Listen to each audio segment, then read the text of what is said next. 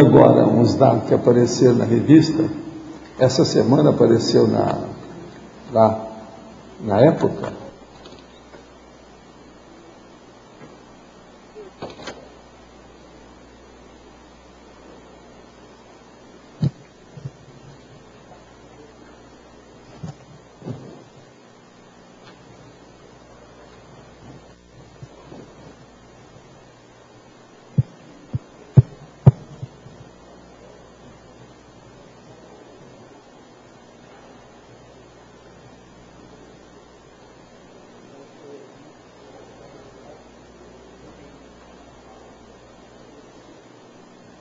Isso aí.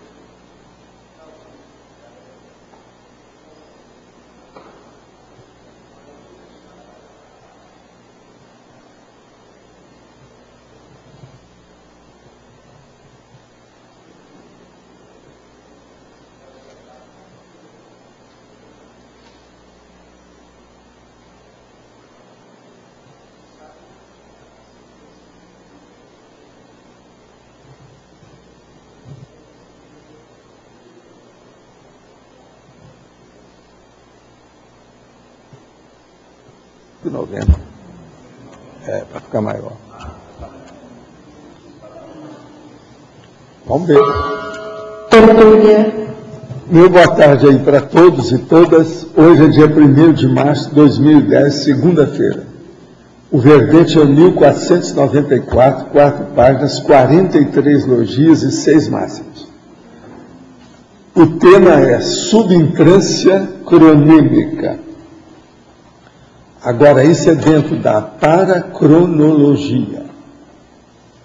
A definição é: a subintrância cronêmica é o estado intraconsciencial da sensação intermitente ou remitente da intensidade do fator tempo vivido, tornando-se de tal modo frequente a ponto de promover a percepção do momento evolutivo seguinte, ocorrer antes de terminada a atual. Então é como se encadeasse alguma sensação que a pessoa tem em cima da outra. O nome que se usa para isso é subintrância. Você sabe que na medicina, vocês aí, que tem a epilepsia subintrante, por exemplo. Quando dá uma crise uma em cima da outra, ainda não acabou, a outra já começou. Você está entendendo como é que é? Então é tipo corrente. E é isso que eu quero lembrar na subintrância cronêmica aqui. Agora, a flexibilidade autopensênica, a primazia da autopensenização carregada no PEN, a mudança do bloco ideativo sem perda da autorretilinearidade pensênica. Isso aí é que é a coisa mais séria. É o que a gente tem que procurar alcançar. O minuto subintrante, a sensação temporal aumentada, a interatividade do tempo sentido, as consciências aproveitadoras do tempo tendo os minutos mais juntos entre si, reentrantes e interativos. A pessoa partidária do boavidismo levantando-se mais cedo para ficar mais tempo à toa. Tem gente aí assim? Eu não sei. A metáfora explicitativa da subintrância cronêmica da corrente de elos interligados, que é o tipo da corrente, né? O não resfriamento da máquina mental somática, quer dizer, continua quente. As gescons hélio da engrenagem mental somática pessoal. A vida útil para quem o dia devia ter 48 horas. De modo que a gente tem que fazer alterações, reciclagem, entende? De ideias, pessoas, companhias, dupla. A autovivência da sensação cronológica mais rápida em função dos parafatos ou parafenômenos. A autossustentação energética dos trabalhos em andamento. Agora, na remissiologia tem aceleração da história pessoal, cronoevoluciologia, jubileu evolutivo, retrospectiva decenal. Nós já trouxemos esse verbete aí? E turno intelectual. Agora, frase enfática. A subintrância cronêmica é fator evolutivo identificado produtivamente na autovivência da multidimensionalidade teática, da consciência, a partir da condição da dispersidade. Mais uma coisa que eu estou mostrando para vocês, que, vamos dizer, quase que fixa, ou se manifesta mais, de uma maneira mais profissionalmente, de uma maneira mais óbvia, explicitativa, na dispersidade. Você vive atento à subintrância dos minutos? Você lembra que eu falo que o meu dia, que dia que é hoje? Aí eu falo assim, hoje é segunda-feira, ou terça-feira, ou quinta-feira. Agora aqui, a partir da condição da dispersidade. Agora, você, leitor, vive atento à subintrância dos minutos? Você vive minutos atropelados ou minutos interativos? Desde quando? Esse desde quando é muito importante a gente fixar, não é só que sim, não, se dizer desde quando, tá certo? Agora aqui, pergunta. As consciex podem ser gravadas em vídeo e depois ser identificadas por clarividente ou assistir o mesmo? Olha, eles estão tentando fazer isso. Desde o século XIX, tiraram muitas fotos, mas a maioria de tudo isso ficou como sendo fajuto. O povo não admite muito o processo. Mas hoje tem muito jeito de a gente pôr, inclusive infravermelho, etc. Tal. Pode ver no escuro. Então, tudo isso é possível. Como diferenciar animismo de mediunidade? Olha, você aí precisa de ver o meu livro Projeciologia, que lá tem o que é o animismo e o que é o processo parapsíquico. Agora, de modo geral, a gente pode explicitar para você o seguinte. Animismo vem da palavra anima.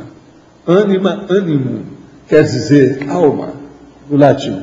Agora, então, tudo que diz respeito à alma. Alma, no caso, é a pessoa reencarnada, ou seja, o espírito que tem carne, aquele que tem corpo. Nós chamamos isso de consciência, é a consciência intrafísica, a personalidade humana.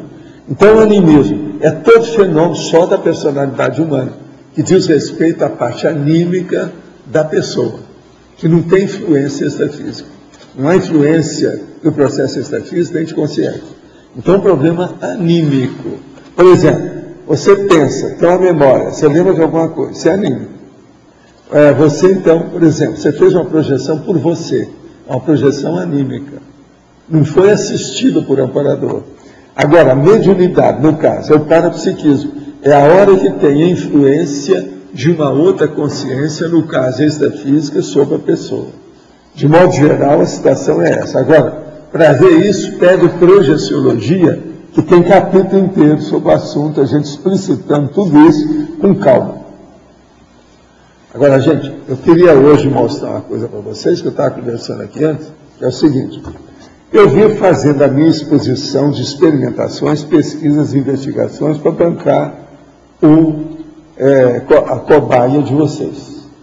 Vocês têm que liquidar com o assunto. Quando vocês veem que eu estou sendo cabotino, excessivo, iludido ou qualquer coisa, vocês me falam.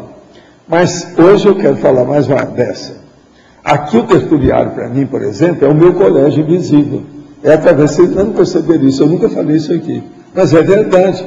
O meu colégio invisível é vocês, com a situação tudo que tem aqui. É onde a gente conversa a coisa antes de publicar. Vocês estão entendendo? Talvez seja o maior exemplo de colégio invisível é o tertuliário para mim. Está claro isso? Agora, então, vamos entender.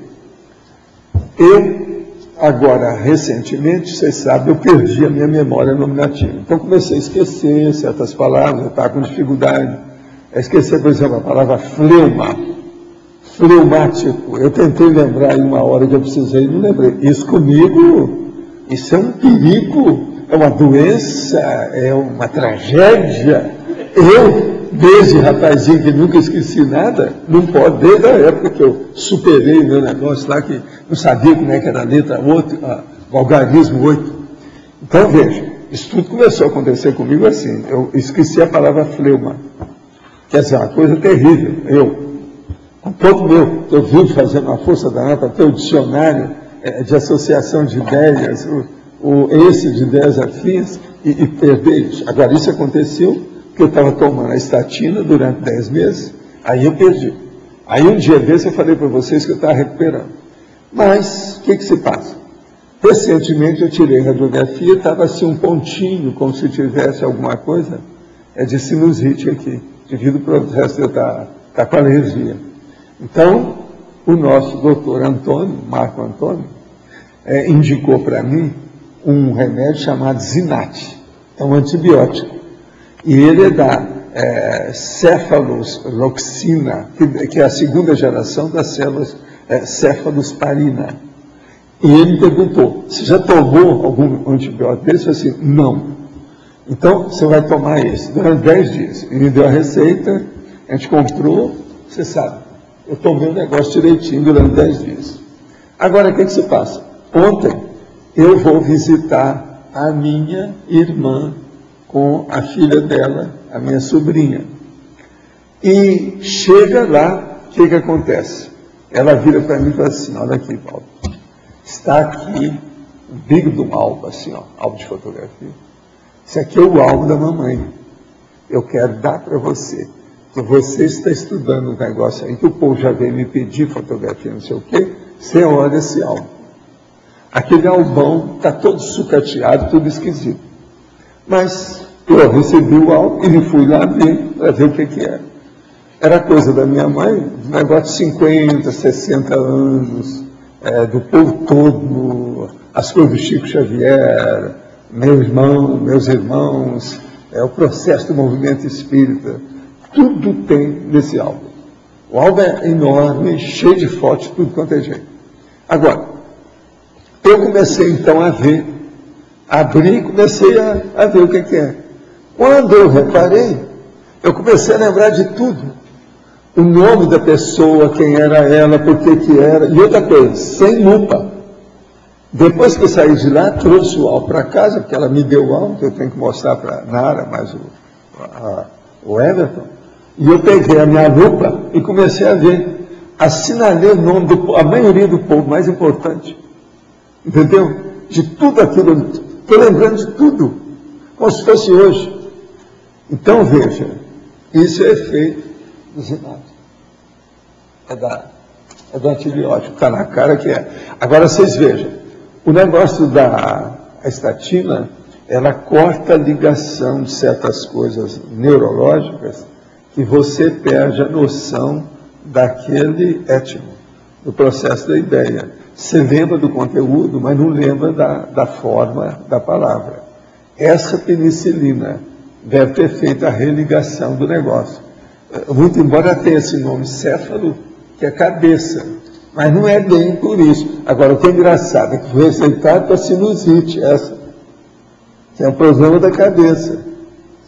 Então, é o que eu estava falando aí com o Luiz, a gente precisa examinar, porque conforme o caso que o povo está perdendo a memória, é arranjar uma dessas penicilinas.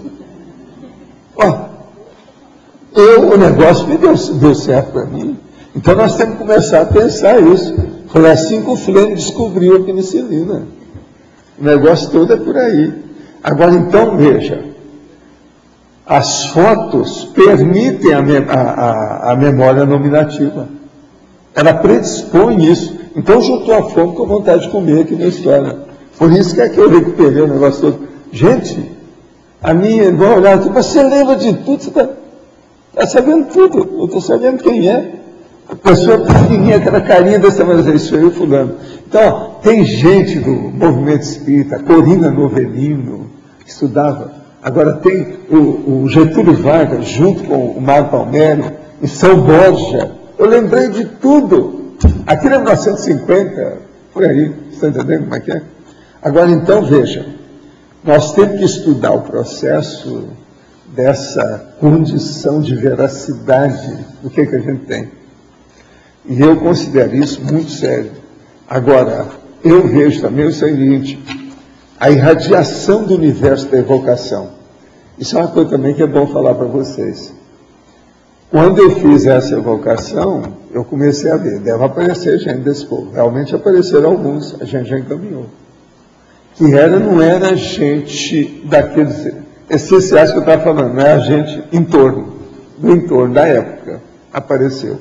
Então, uma coisa que eu queria lembrar para vocês também é o seguinte, uma das coisas que mais se faz evocação técnica é quem faz hoje a TENEPS. A pessoa trabalha todo dia com energia e com consciência. Isso então, se ela começar a lembrar, ela vai ter evocação. A evocação que eu estou falando não é evocação só de lembrar, não. É evocação de ver a pessoa, dela fazer aparição para você. De modo que eu acho que seria bom a gente avisar para os tenepsistas que, com o passar do tempo, eles vão ver cada vez mais espírito. Eles vão ver consciência, aparição de consciência, está na cara. Isso é uma coisa óbvia, está na cara. Está vendo? Agora, é bom você saber disso também, que você mexe com muita gente amnéstica. Sabe lá se isso aí vale a pena. Olha, essa minha experiência é batatófila. Se deu comigo, deve estar com mais gente. O negócio não tem jeito. As minhas coisas eu olho todos os detalhes, você sabe como é que é. E não tem motivo. Todas as razões que eu estou falando são todas óbvias. Isso aconteceu. Agora, o negócio está quente comigo. Não adianta hoje, eu procurei lembrar, procurei ver se alguma palavra que eu tinha esquecido, não tem nada. Estou lembrando de tudo. Entende? Ou recuperação. Como é que funciona para a consciência? Ela está numa outra dimensão, aí você evoca, ela está lá fazendo alguma atividade e aparece para você. Como é que funciona isso? O processo todo é o seguinte, aquilo que eu falo, a consciência não tem nem, cada energia, que é o agente da consciência, não tem espaço nem tempo. Tudo dela é instantâneo. Presta atenção. E a multidimensionalidade é que funciona. Quanto mais evoluído você vai ser, mais instantaneidade vão ter suas coisas e mais rapidez, tudo que você mexe, dentro do processo de muitas dimensões. Então, por exemplo, você pensou, você está lá. Você sai da dimensão, você pensa em outro lugar, você aparece lá. Você é o seu condutor. Sua memória, sua vontade, tudo, ó. A sua força vai ser cada vez mais sua vontade. Mas, por exemplo, você ali estava epicentrando, aí você evoca uma consciência que ela está ou na baratrosfera, ou tá, mas está envolvida naquela dimensão. Quando ela pode, essas que apareceram, por exemplo, eu pensei numa opção de gente. Uma ou outra apareceu, foram as 3. Uhum. Aquelas é que podia, né? Tinha chance. Ela recebeu o sinal, a ressonância. Que eu comecei a pensar, eu mentalizei. Isso é a chamada inteligência interna. Eu focalizei, imaginei, corporifiquei todo aquele cenário. Ontem, eu passei 2 horas examinando para colocar o nome das pessoas. Sabe de ver as distribuições da SEC, lá da Comunhão Espírita Cristã, que a minha mãe ia para lá, sabe? Que ela já morava lá. Mas agora a minha irmã saía de Monte Carmelo, quando tinha distribuição, 3, 4 vezes por ano. E ia para ajudar a gente, porque precisava de muita gente. Que a gente atingia 17 mil pessoas. Tem as fotos, tem tudo lá. Outra coisa, tem quando estava sendo construído lá a comunhão, a exposição espírita permanente, que não acabou. Tem foto da construção enorme, que o Niemeyer é que deu sabe? A planta foi dele. Vocês estão pensando que essa que está dando é a primeira, não é comigo, é a segunda. Mais ou menos é isso que eu estou querendo entender. Então, quer dizer, se a pessoa, você consegue, nem sempre que ela está na baratrosfera, você consegue evocar ela. Não, e outra coisa, ela não é isso. Ela não é você que não consegue. É ela que não recebe, ela não percebe. A coisa mais séria na telepatia, eu já expliquei isso aqui ontem, é o receptor, não é o emissor. É quem recebe. Ele não tem capacidade de perceber a sua evocação. aquela consciência. Entendeu o que quer dizer? Agora, por exemplo, eu quero dizer só para vocês.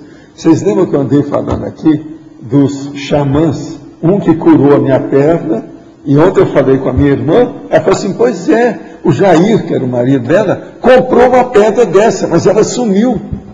Ele comprou dessas pedras, e eles usaram lá, a minha irmã sabe da história, ela também viu. Agora, isso tudo foi o xamã de Monte Carmelo. Mas eu tinha falado do xamã de Monte Carmelo e de Uberaba. O de Uberaba é aquele que queria que eu deixasse os meus estudos, as minhas coisas, e fosse assim andarilho com ele, para curar os outros, ver as coisas, mostrar os fenômenos, a natureza, que é o problema vamos dizer, a sensibilidade do mato. Agora, o que se passa? Eu falei nisso aqui, né? Já foi, acho que, a terceira vez que eu falei nele. Agora, ontem, eu entrei na hora da hipnagogia, não foi na hipnopompeia, na hipnagogia. Ele apareceu para mim, bem claro, remoçado, firme, olhou. Ó, eu estou sentindo, ele está aqui. Essa é uma grande personalidade, esse cara. É o tal carava-cobra. Entendeu? Agora, o que é que se passa? Eu sei que tudo é ele, e ele está remoçado, mas eu vi pelo seguinte, ele puxava o cabelo, entende? Tipo índio, para cá, assim, ó, e aquilo ficava aquelas pontas para trás, tipo japonês de vocês. Tem gente que às vezes é assim.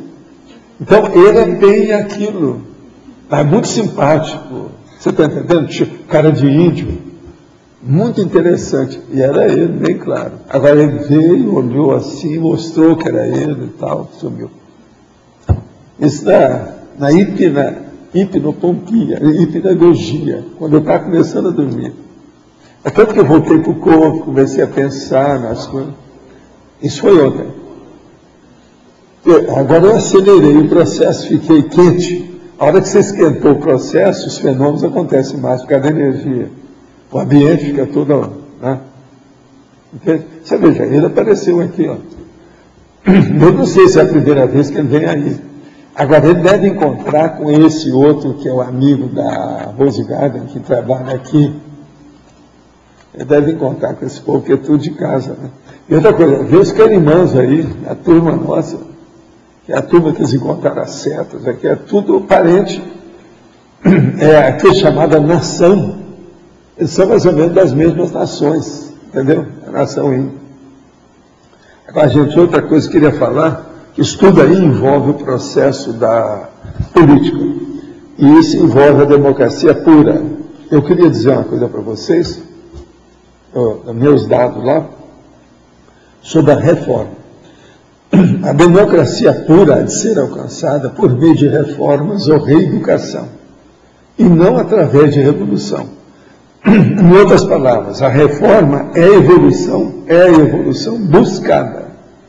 A revolução é a ruptura indesejada. Vocês estão entendendo? Então, só lembrando isso, que isso é dos meus dados aí sobre democracia, que eu já tenho há muito tempo. Você quer saber? Reforma. A democracia pura há de ser alcançada por meio de reformas ou reeducação, e não através de revolução. A reforma é a evolução buscada. A revolução é a ruptura indesejável, quer dizer, evitável. Entendeu? Isso, de modo geral, você olha a lógica do que é. Agora, veja, essas coisas é que eu estou procurando lá para ver no Bob, que o Bob também pensava isso desse modo que eu estou falando aqui. Escuta, não é o Bob não, hein? É Bob, tá certo? É bom a gente florear isso aí.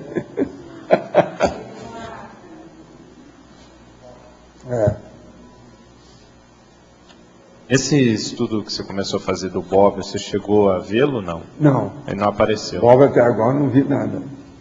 Entende? Eu já leio as coisas dele há muitos anos, eu nunca vi ele. Você só agora, via... ele dessomou não faz muito tempo, né? Não, faz 7 anos. Tempo, Tem pouco 7, tempo. 6 anos por aí. 2004? 2004. 6 anos, pois é. Você chegou a comentar que o Rousseau está ajudando ele, né? Que você havia pedido. É o que eu vi, é o que eu sei. Eles me mostraram o negócio. Na interassistência, através do diálogo, percebe escapando para o momento seguinte, sem esperar que o interlocutor termine sua explanação.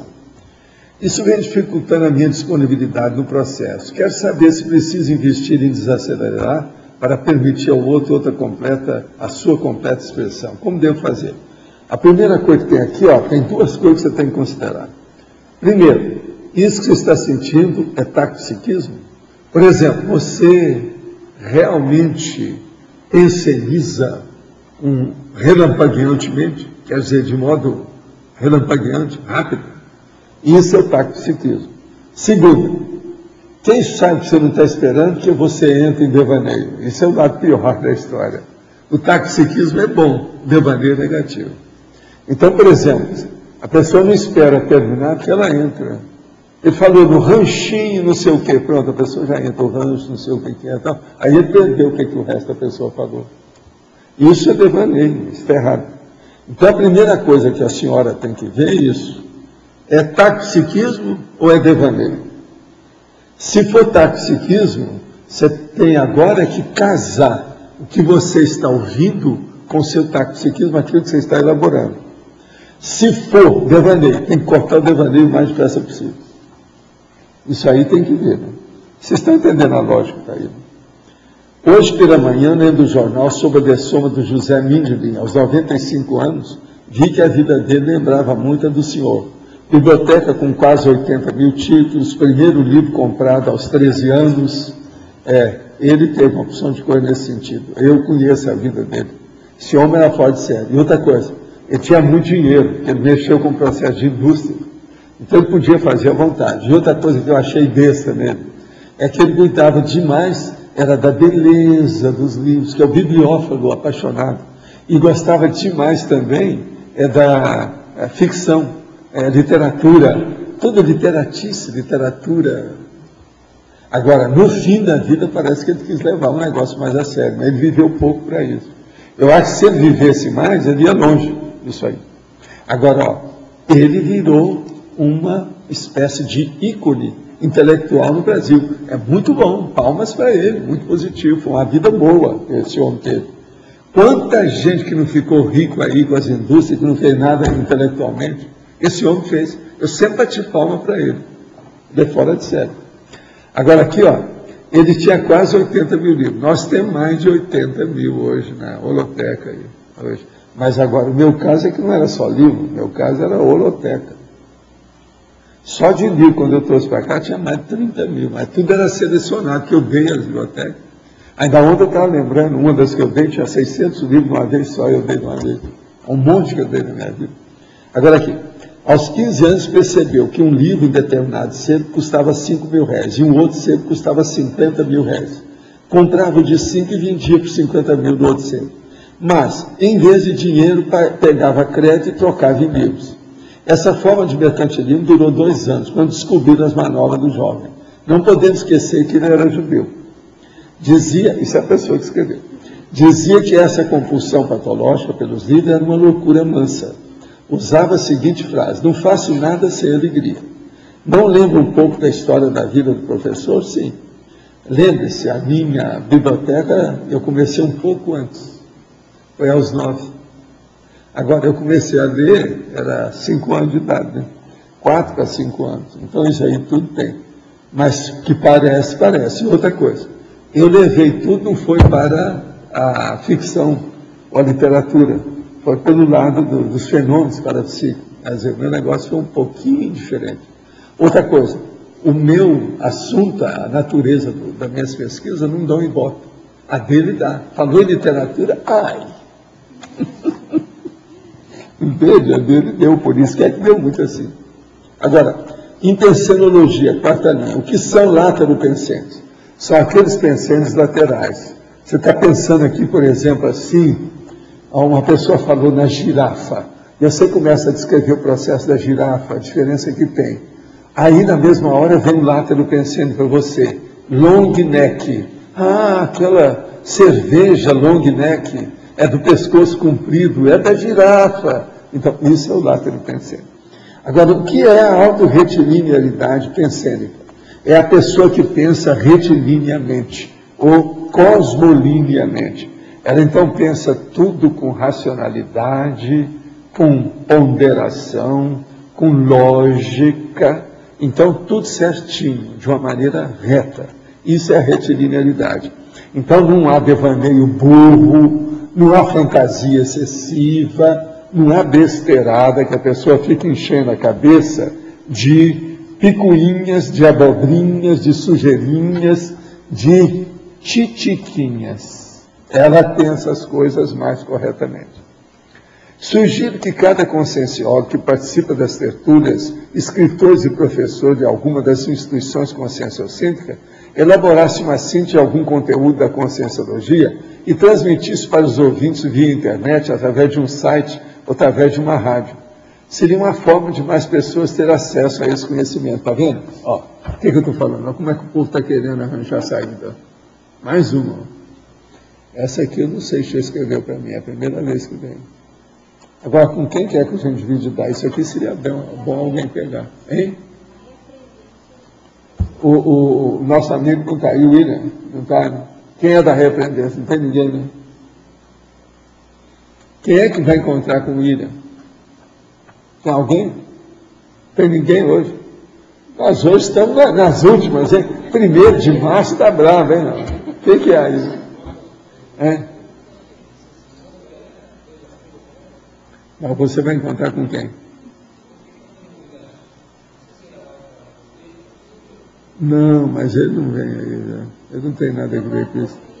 Você guarda? Seria interessante você me dar isso. Essa sugestão, muito interessante. Em sinergia, isso aí diz respeito ao meu processo que eu estou falando da televisão, de fazer as chamadas televisivas. É isso aí. Em sinergismologia, o que significa o sinergismo do exemplo cosmoético arrastante? É aquele exemplo que você demonstra, e você sabe, todo exemplo, a tendência dele é arrastar pessoas. É por causa da exemplificação, a especulação, ou a especularização, é o espelho. A pessoa viu o que fez, então ela segue aquele exemplo.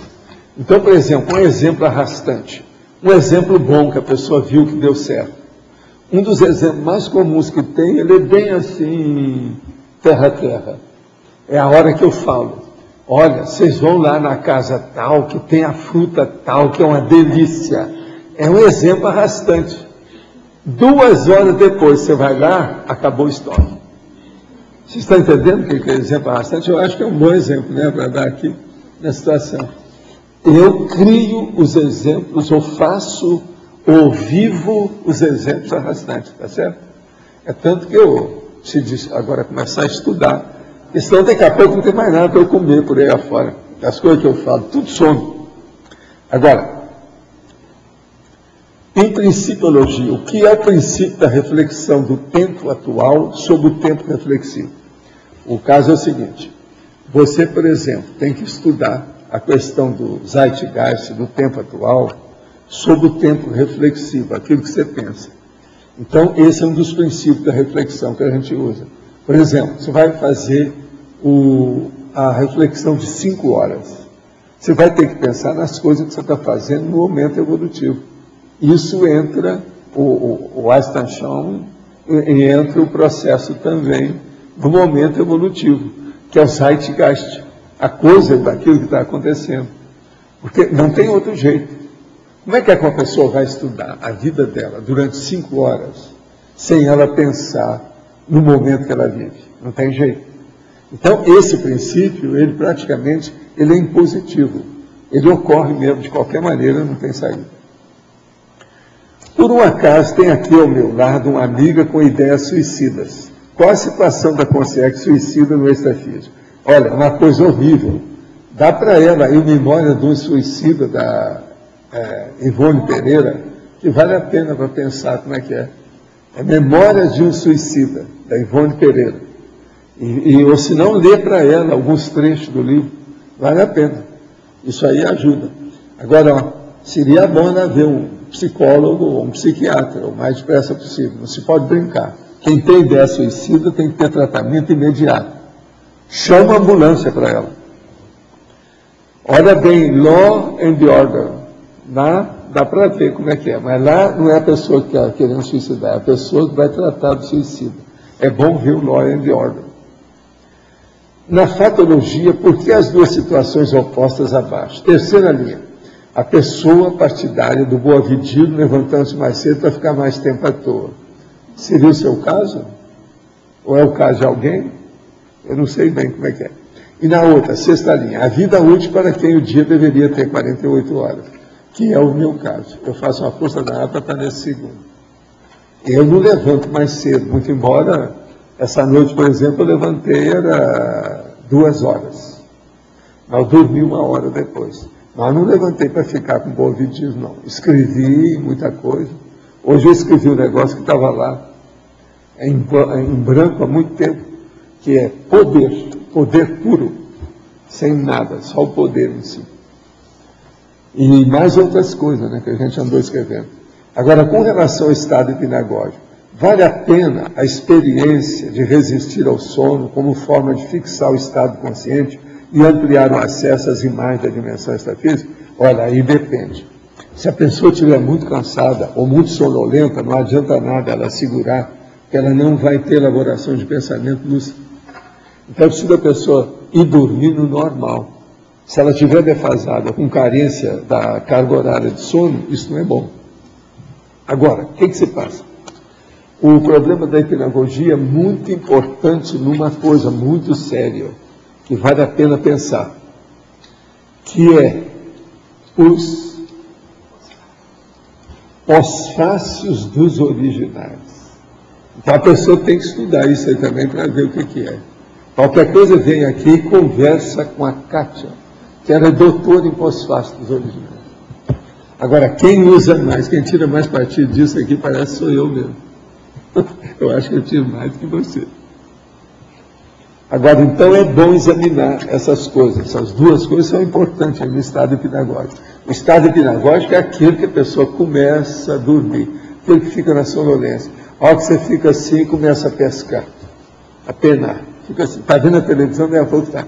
Aí o som fica distância, sono, enrola aquele negócio. Isso é que é hipnagogia. Aí começa a aparecer umas formas, uma opção de coisa. Parece que você está no jardim, tem um gramado, alguma coisa nesse sentido. Estamos preparando um curso de conscienciologia online, que pode ajudar na questão trazida pela Félia Tertuliana. Thaís, colaboradora da Reaprendência. Thaís, os dados que ela falou estão com a Kátia. Vê se você entra em contato com ela. Agora, isso vai ser muito bom, que vocês vão nos ajudar na questão das chamadas televisivas. Está tudo a mesma onda. É para a gente ajudar esse povo, está sempre gente nova aqui. Agora, eu queria falar uma coisa com você, viu, Sérgio? Você tem ido lá ver a minha irmã. Ontem eu estava falando lá, etc. tal. São vocês dois.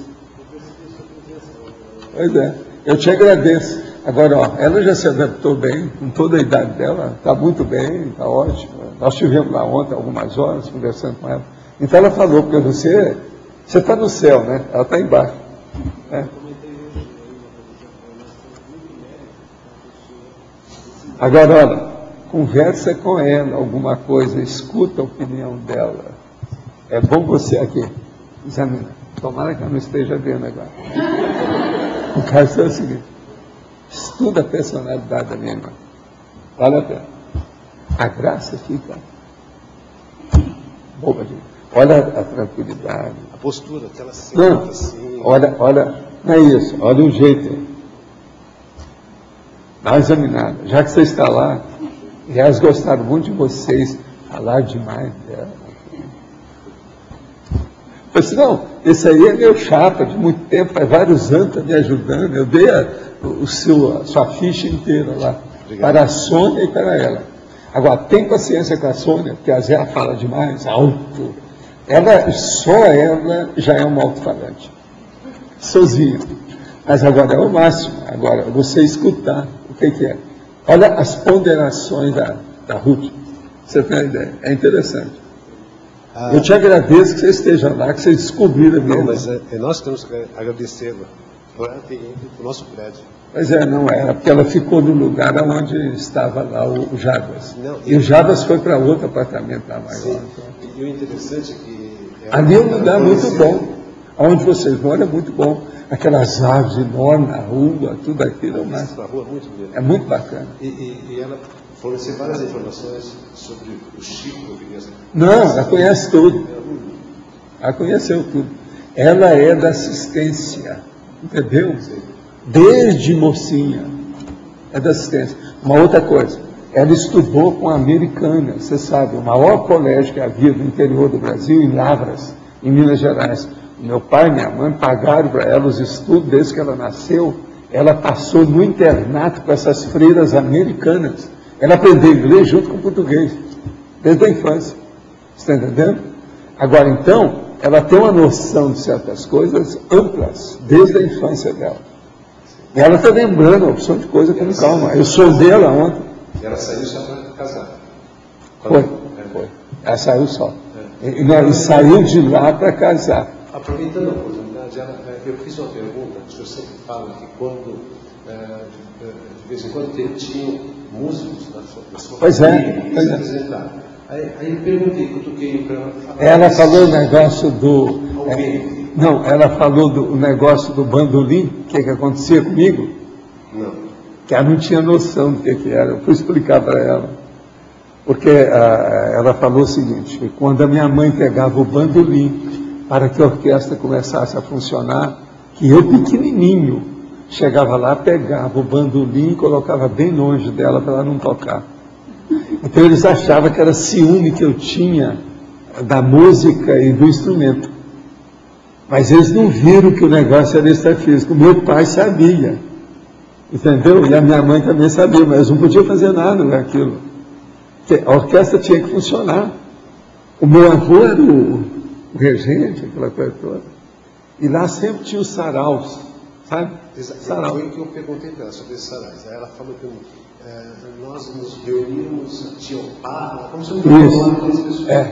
Conforme ela foi me falando, ela falou assim, quando usou a expressão alpendre, eu na hora, é como se me tirasse da sala e me levasse naquele tempo. E eu vi uma imagem, e ela me falou assim, tinha as pessoas na frente da calçada. Isso. Não, ficava uma multidão aí, um monte de gente. Lá tinha um alpendre lá em casa. Eu vi flores, eu vi jardim, mas eu não quis nem falar nada. Mas tinha, lá tinha. Por exemplo, a hora que você ia saindo, que saía do alpendre para ir para a rua, tinha um bico de um pé de manacá. Um manacá bonito, daqueles de várias cores, aquela tudo florido. Minha mãe mantinha aquilo o tempo todo. Mas o povo parava na rua para ver a música, tudo. Por isso que atraía o povo. E lá tinha sido cemitério. Uma curiosidade minha, quando ela usou a expressão alpendre, aquilo foi achado. Pois é, mas o alpendre, você sabe o que é, né? Mas quando ela usou essa expressão, A entrada da casa. Mas por que não fez essa ligação toda assim? É como se eu estivesse assistindo. Agora, quantos anos você tem? 51. Pois é. Essas coisas é mais de 51. Tem disso. Esse negócio é antes disso. Entende? As reuniões mais sérias, na década de 30. 30 para cá tem muito mais de 51 anos. Sei lá, né? Sei lá se não apareceu. Uma outra coisa. Eu tinha um monte de amigo, tudo árabe lá, tá? Eu perguntei para ela também. Ela falou do Kozak? Não, A família do Kozak? Não. Tem um monte de amigos meus, tudo era... Outra coisa, tinha aquela velha história de Minas Gerais. O turco é pobre, o sírio é mais ou menos bom, e o libanês é o rico. O Kozak era libanês. Isso tudo é da minha infância. Outra coisa, o Adão era o filho do Kozak, era meu colega de escola. Estudou comigo muitos anos. E outra coisa, foi o seu Kozak que permitiu a gente fazer o clube do ping-pong nas férias que eu fui passar lá. Ele cedeu uma parte do armazém que ele tinha de arroz, etc., cereais, para a gente fazer. Isso veio no mesmo quarteirão da minha casa. Máquina beneficiadora de arroz? Não, a máquina beneficiadora era tinha uma parte da minha família, que era o meu cunhado, era um dos sócios. Jair. Ele tinha uma usina beneficiada. Você sabe que eu também tive, né? Depois de Uberaba, uma pequena. Eu também trabalhei com isso. Mas foi para fazer assistência. Nós tínhamos uma de beneficiar arroz e uma de beneficiar milho. E eu pegava tudo que dava ali e distribuía para os outros nas tais distribuições que a gente fazia em Uberaba. Eu também trabalhei com isso. É tanto que eu sei tudo aquele negócio. O negócio de chacoalhar, o negócio de ver como é que é o arroz. Eu passei minha infância dentro de uma máquina beneficiadora de arroz, por isso conheço. Ah, foi? Agora, ali tem uns negócios perigosos, a gente tinha que estar olhando sempre, porque tem a palha de arroz que era queimada, se não tivesse cuidado, o povo ia brincar lá, os meninos, e queimava o bumbum, porque às vezes tinha cinza, mas tinha brasa debaixo da cinza, era um problema. E outra coisa, fazia aquelas montanhas de saco de arroz, milhares e milhares, o negócio não era fácil. E outra coisa, era a época de carro de boi. Eles carregavam tudo aquilo na base de carro de boi. Não era carro, não era jipe, não era caminhão, não era nada. O negócio era tudo atrasado nessa época. Eu andei em carro de boi, porque era um jeito para ir de um lado para o outro. Não tem outro jeito. Agora, lá que tinha no carro de boi, tinha os fueiros, aquele negócio que segurava o negócio, do jeito que tinha aquelas carroças do faroeste, os filhos, aquele negócio todo, e tinha os embornais, o povo guardar. Então, o óleo para colocar para o carro de boi cantar. Tinha um óleo para passar, etc. Tudo isso eu vi dessa época. Sabe como é que é? Eu participei da história. Agora, ela lembra dessa história toda. Outra coisa, o dia que você encontrar com ela, pergunta para ela como é que era a cortina sonora, o fundo musical dos filmes mudos, que eles iam para o cinema para tocar aquilo. Eu era muito pequenininho quando eles permitiram que eu fosse ao cinema, então eu vi. Mas eu ficava impressionado, né, com o que acontecia. Às vezes o cara fazendo cara feia, aquele negócio todo. Eu ficava impressionado com aquilo, falar com a minha mãe.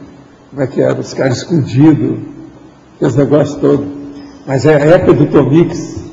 Então o Tomix pegava o cavalo, saltava em cima, então eles tinham que fazer uma música mais rápida. É o fundo musical, a cortina sonora. Era feito para os filmes mudos.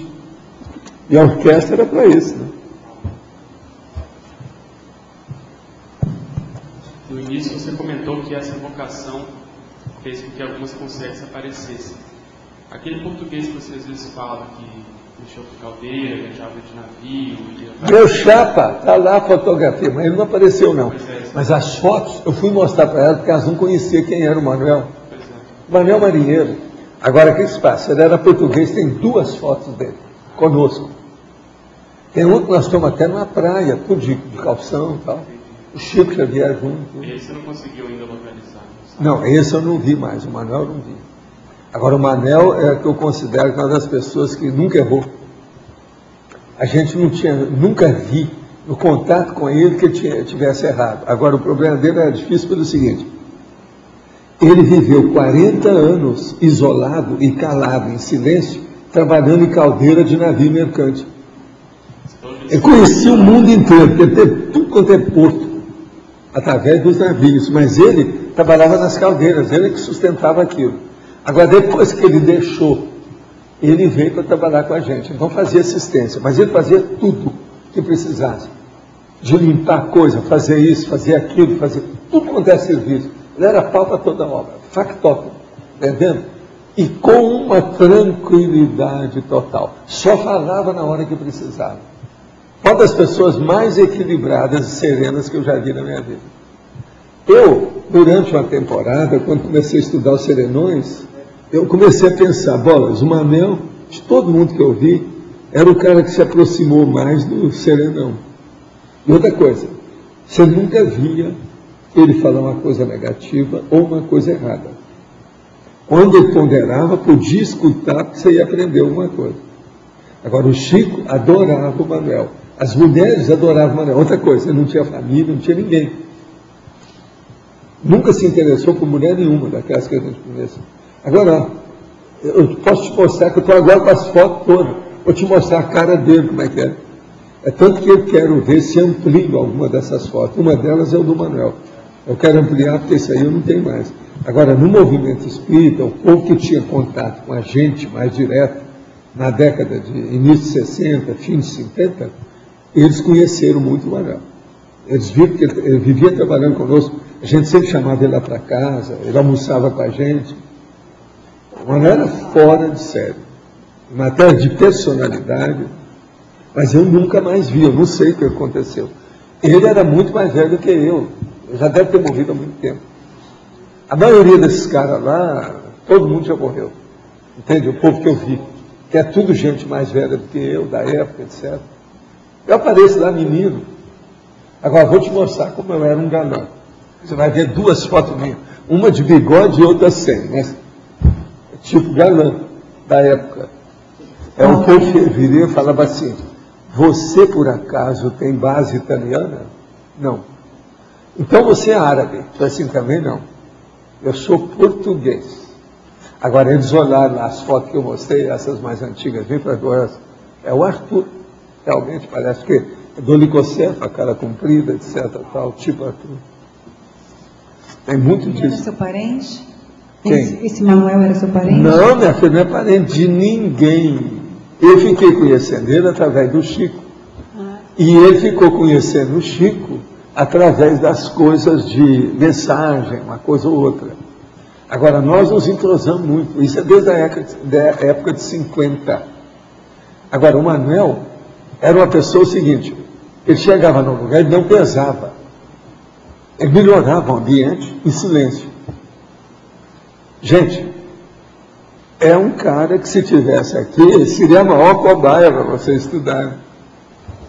Manuel valeria a pena. Todo mundo falava bem dele. Ia tocar no Manuel, pronto, é o santo da história. Entendendo? Ganhava de todo mundo. O Chico ficava bobo de ver como é que ele era. Como ele era prestativo, você está entendendo? O processo de abertura da personalidade, uma coisa impressionante, Manuel. Eu posso trazer para vocês, mas a gente tem que ampliar aqui para eu ver como é que era o Manuel. Valdo, em cima disso que você está colocando, dessa conversa com as pessoas mais velhas, tem a tendência assim, a ficar sempre lembrando. Eu tive em Porto Alegre, fiquei 3 meses com a minha mãe e pensei, olha, é uma assistência, ela, o tempo inteiro ela falando da infância, da época da juventude. Não, o velho ele tem mais facilidade de lembrar o remoto, mas ele esquece o recente. Isso é normal. Onde é que entra aí a evocação, até onde a gente pode estar assim? Não, o problema é o seguinte, não pense mal das pessoas, mas analise tudo friamente, porque você vendo o passado, você vai ver muitas pessoas que são carrascas. Tem que lembrar desses também no meio. Mas agora tem que ver a coisa com calma, sem pensar mal, sem carregar nas tintas. Mas isso é uma Por exemplo, eu fiz ontem a evocação desse negócio todo. Apareceram umas 3 consciências, mas estava precisando de ajuda. O próprio vereador encaminhou junto comigo, as coisas todas, sem problema nenhum.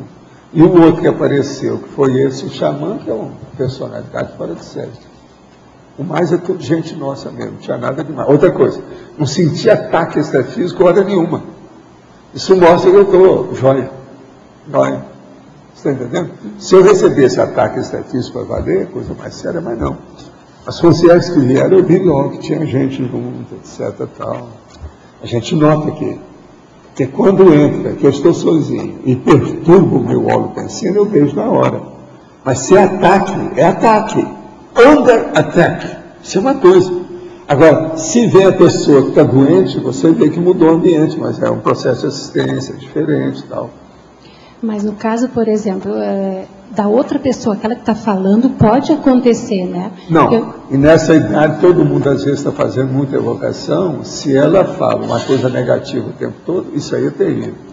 Eu sempre mostro aquele caso aqui que eu dou como um gancho, aquele caso do homem que falava, pois é, mas ó, dona Marinona miserável, que fez aquele biscoito que me fez mal, me deu uma dor de barriga danada. Às vezes o negócio fazia 40 anos que ele está falando aquilo sem parar, até hoje. Ele não perdoou a Magnólia. Você está entendendo? Isso é que é o negativo. A tendência da pessoa essa mais velha, minha mãe tem 82 anos, é achar que aquela vida foi a melhor, aquele período foi a melhor. Tem tantas coisas boas, mas que não faz um universo igual como antigamente. É assim que eles pensam. Mas olha, é porque a pessoa se sentiu bem. Agora, o pior da história não é isso não. É a hora que essa pessoa de idade vira para você e fala assim, não, época boa mesmo, maravilhosa, fora de série, um paraíso, foi a minha infância. Essa, geralmente, é que é a pior. Que mostra porque ela entrou em melindre. Isso aí já é melindre. Isso aí é uma das maiores demonstrações de melindre da pessoa. É quando ela fala que a infância foi melhor. Porque a infância é a fase pior da vida da gente. É onde você é duro, boboca, tapada, não sabe nada, ignorante, inteiramente bloqueado. Então pensa nisso. Olha como é que foi. Agora aqui outra pergunta. A matemática é estudada no extrafísico? O senhor já teve contato com alguma consciência que tenha sido um matemático? Já. Agora, qualquer coisa, conversa com a Rosa. Rosa, você não quer falar alguma coisa? Defender a sua matemática aí? Afinal de contas, a sua matemática é, vamos dizer, islâmica, muçulmana, árabe. Eu acho que eu já estudei matemática outra vida, porque nessa vida eu fiz normal, não fiz científica, eu consegui fazer uma faculdade bem puxada. Então, para mim, assim, um pouco de autodidatismo assim, no interior, assim, eu Agora, acho isso deve você já viu alguma consciência consciência matemática? Quem? Já viu alguma consciência matemática? Está perguntando. Se eu já vi? A turma do Euler. Eu tenho estudado Euler, tenho estudado o D'Alembert, tenho estudado esse povo, né? Gosto muito do Lagrange, tenho uma simpatia muito grande, mas não Por exemplo, encontrar com ele. Nesses amparadores que eu falo aqui, tem um que é matemático. Que é o enumerador. Ele é, mas tem um outro que é clássico. Aí Agora, Valdo, tem uma coisa assim que eu não vi, mas assim, tenho a sensação de eu já ter assim, um vislumbre do curso intermissivo, que eu estava tratando de matemática. Eu tive assim Bom, depois eu falo. E eu tive essa noção, assim, sabe, de eu ter encontrado, assim, no curso intermissivo, com duas pessoas, assim, que estavam falando de matemática, Mas essas coisas e aí eu tive um outro, agora estou me lembrando também, que eu tive não sei se o senhor está lembrado quando o senhor me passou um trabalho para fazer um parecer de matemática, daquele projeto que tinha. Então, na véspera, eu não sabia que o senhor ia me dar aquele trabalho, e eu tive uma projeção lúcida, que eu estava discutindo com três pessoas. Uma das primeiras coisas que eu falei para você não foi isso, não. Eu falei para você estudar o Euler. Lembra? Você volta no início, quando você apareceu. Mas eu só fui perceber que o senhor falou desde o início, há bem pouco tempo, que eu tenho uma pasta lá com tudo que o senhor me fala. Aí eu fui olhar e eu fiquei assim, o professor Paulo, desde o dia que me conheceu, falou para eu estudar o Euler. E eu não atinei muito. Eu lembro disso, a minha memória. Eu lembro disso, o registro que está lá, e ela não viu, tá vendo? Agora eu estou estudando atualmente, eu estou estudando o D'Alembert, que é amigo, foi aluno e é amigo do Euler, mas tem uma dívidazinha com o Euler também. Foi. Né? Eles falam muito nisso. E estou assim, interessada também do Lagrange, porque desde que eu aprendi os multiplicadores de Lagrange, que eu dava aula de multiplicadores de Lagrange... Tem alguém do seu povo aqui. Aqui, eu assim, elogiava olha muito aqui, Lagrange. sinta essa energia aí, eu estou sentindo aqui. Estou sentindo aqui também. Isso aqui que o americano chama de canalização. Eu não faço nada, o negócio passa por mim. Até esfria os dedos, tudo. Energia forte. Mas assim, eu tô querendo receber ajuda nessa pesquisa. Tá certo. Que a turma do Euler ajude você. Tá bom, obrigado, professor. O Condorcet tem relação com esse Quem é? Condorcet, da Revolução Francesa, que é um matemático também. Tem. Tem alguma coisa assim. Ele é o povo lá do D'Alembert. O Condorcet com o Lagrange, eles foram alunos, discípulos do D'Alembert. E o Condorcet é considerado assim, aquele que é a herança ideológica do D'Alembert. Agora, o Euler, nessa história, o que é? O Euler foi professor do D'Alembert, pois é. Sugestão: existem alguns canais de TV que alugam horários alternativos. Por exemplo, um dia desse um programa da Sociedade Teosófica sediado em Brasília. Isso aqui é uma coisa para a gente estudar também. Eu preciso ver o que é isso. Isso aí eu não sei. Vocês já viram isso? Mas tem valor, vale a pena? Como é que é? Agora aqui, parece que é horários alternativos, não é comercial não, né? Os horários são de madrugada. Não, mas eu quero é comercial, que a gente escolha os horários, nós podemos escolher os horários. Agora, teria que ver, às vezes... Várias inserções. Mas é isso aí que a pessoa está falando, Valdo, é para ter um programa mesmo. Sei. Não, programa. Isso é outra coisa. Nós já temos nós. Poderia explicar em politicologia a democracia oferecendo oportunidades evolutivas. Aí está com você. Ó. Acho que é bom você falar isso. A democracia oferecendo oportunidades evolutivas. Agora, depois seria bom a Ami falar sobre esse assunto também, que isso aí ela está na ponta. A democracia permite o espaço para as pessoas se manifestarem. Então é mais do que óbvio, não só se manifestarem, mas poder, há uma distribuição do poder e uma distribuição da responsabilidade. No caso da democracia pura, mais especificamente, a pessoa se auto-habilita para assumir responsabilidade e poder participar. Ami, você não quer tocar no assunto aí? É sua área. Sobre democracia? Talvez o que a gente possa falar é o exercício que a gente tem feito na nossa dinâmica do Cosmograma. Ela é toda baseada na democracia. Oferecendo oportunidades a todos. A pessoa se auto-habilita quando ela se inscreve na dinâmica, ela está se auto-habilitando para desenvolver o parapsiquismo. Então, tudo na dinâmica é sorteado no dia.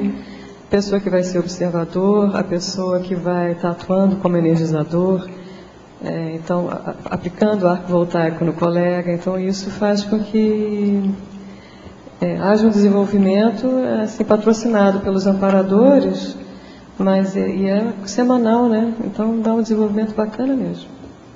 Interessante.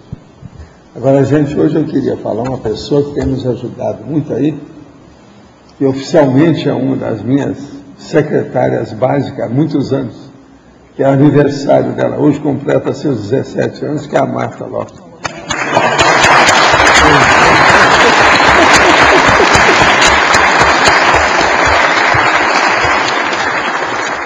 Agora, tudo isso é por causa da subintrância cronímica. A Marta arranjou aniversário justamente nesse dia. Tudo tem sua razão. É isso? Um processo cronológico. Sr. Valdo, aqui. Sim. Aqui. Pode falar. Aqui na página 2, na parapatologia, o último item, a autossustentação energética... A autossustentação energética dos trabalhos em andamento. Eu queria entender a relação dessa autossustentação com o tema subintrância cronêmica. Sim. A subintrância, por exemplo, é a hora que uma coisa se encaixa na outra. Um elo que pega no outro, e aquilo vai.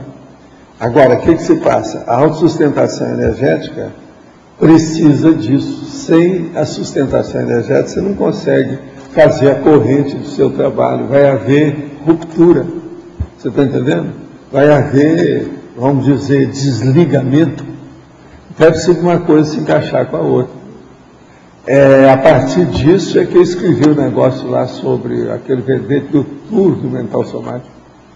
É para a pessoa ver os horários, como é que ela encaixa com isso. Os meus casos, por exemplo, eu tenho aquilo que eu falo, vou repetir mais uma vez para vocês. Nós somos uma máquina consciencial, dentro de um corpo que é uma máquina física. Junto desse corpo da máquina física tem uma máquina intelectiva, de pensamento. Junto dessa máquina intelectiva tem outra máquina de parapercepção, que é o parapsiquismo. Então, você tem que encaixar tudo isso para chegar no trabalho que é a sua máquina, a linha de montagem do seu trabalho. Então, por exemplo, comigo, se há qualquer novidade, afeta, eu crio um dia típico. Que o meu dia tudo já certinho, não interessa a hora que for, o dia que é, que para mim tudo está ali. E a minha linha de montagem hoje, ela não tem mau tempo, nada interfere. Mas, no entanto, existem as coisas que você sempre tem que estar preparado para a tipicidade das reações dos outros perante as suas coisas. Entende como é que é?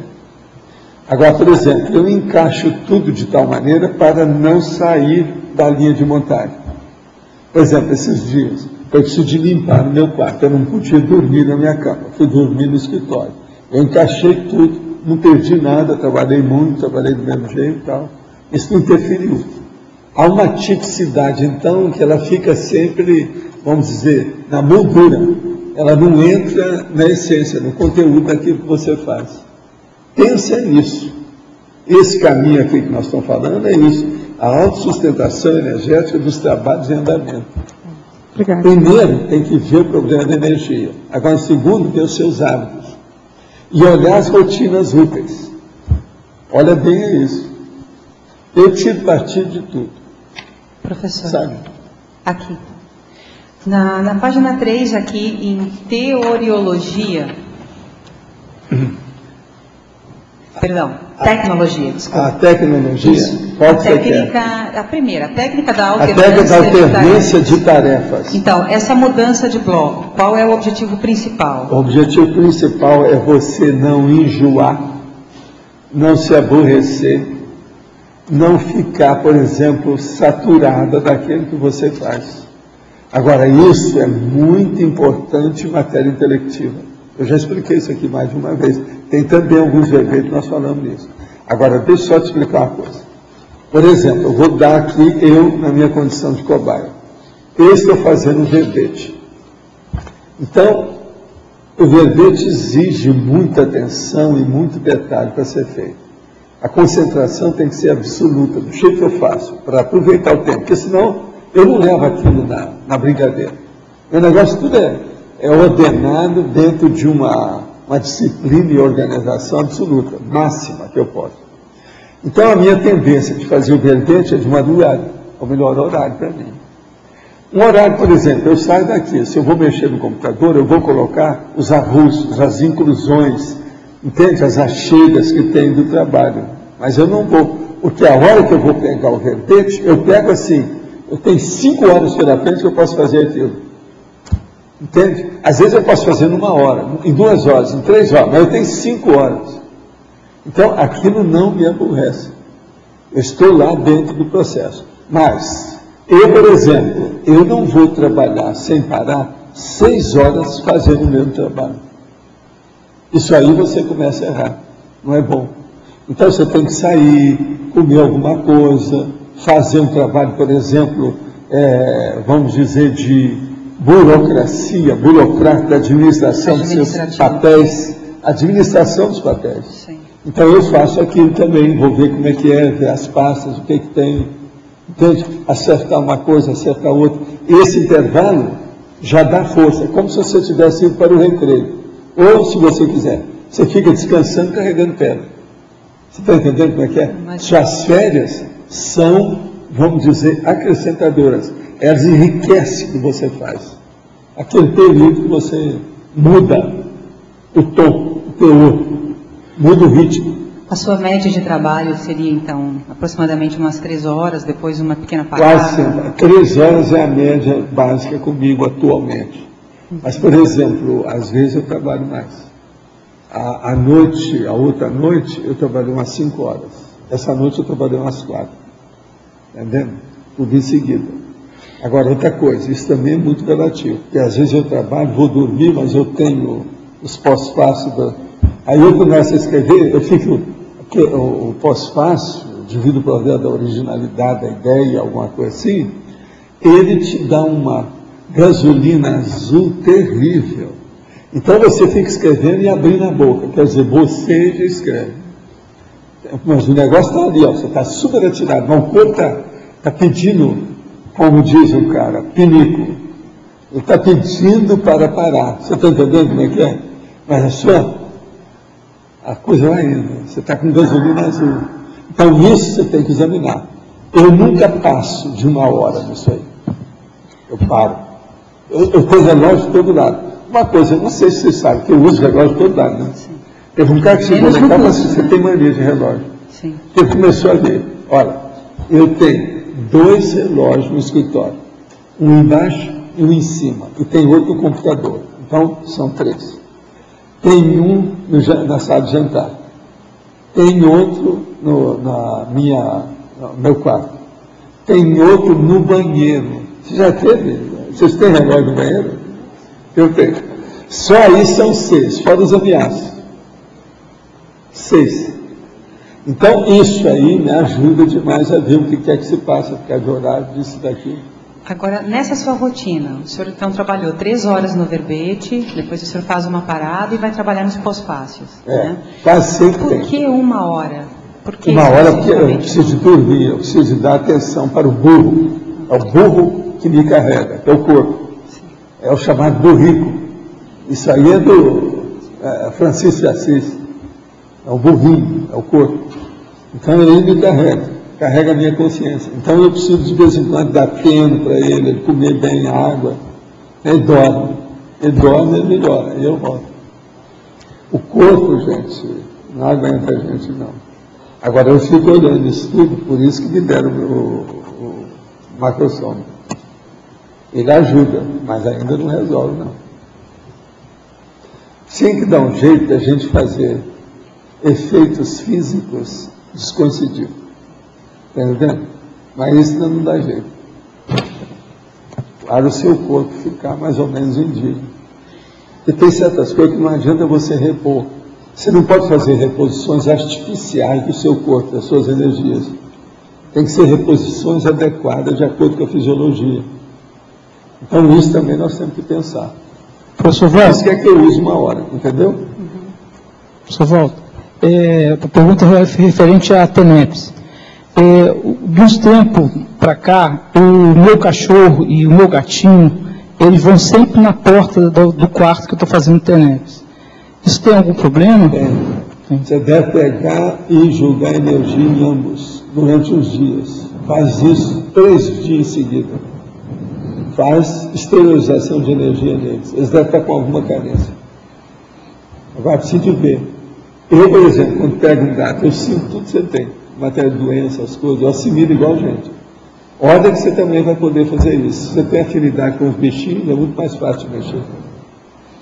Então, quer dizer, não é saudável, então, nesse caso? Não.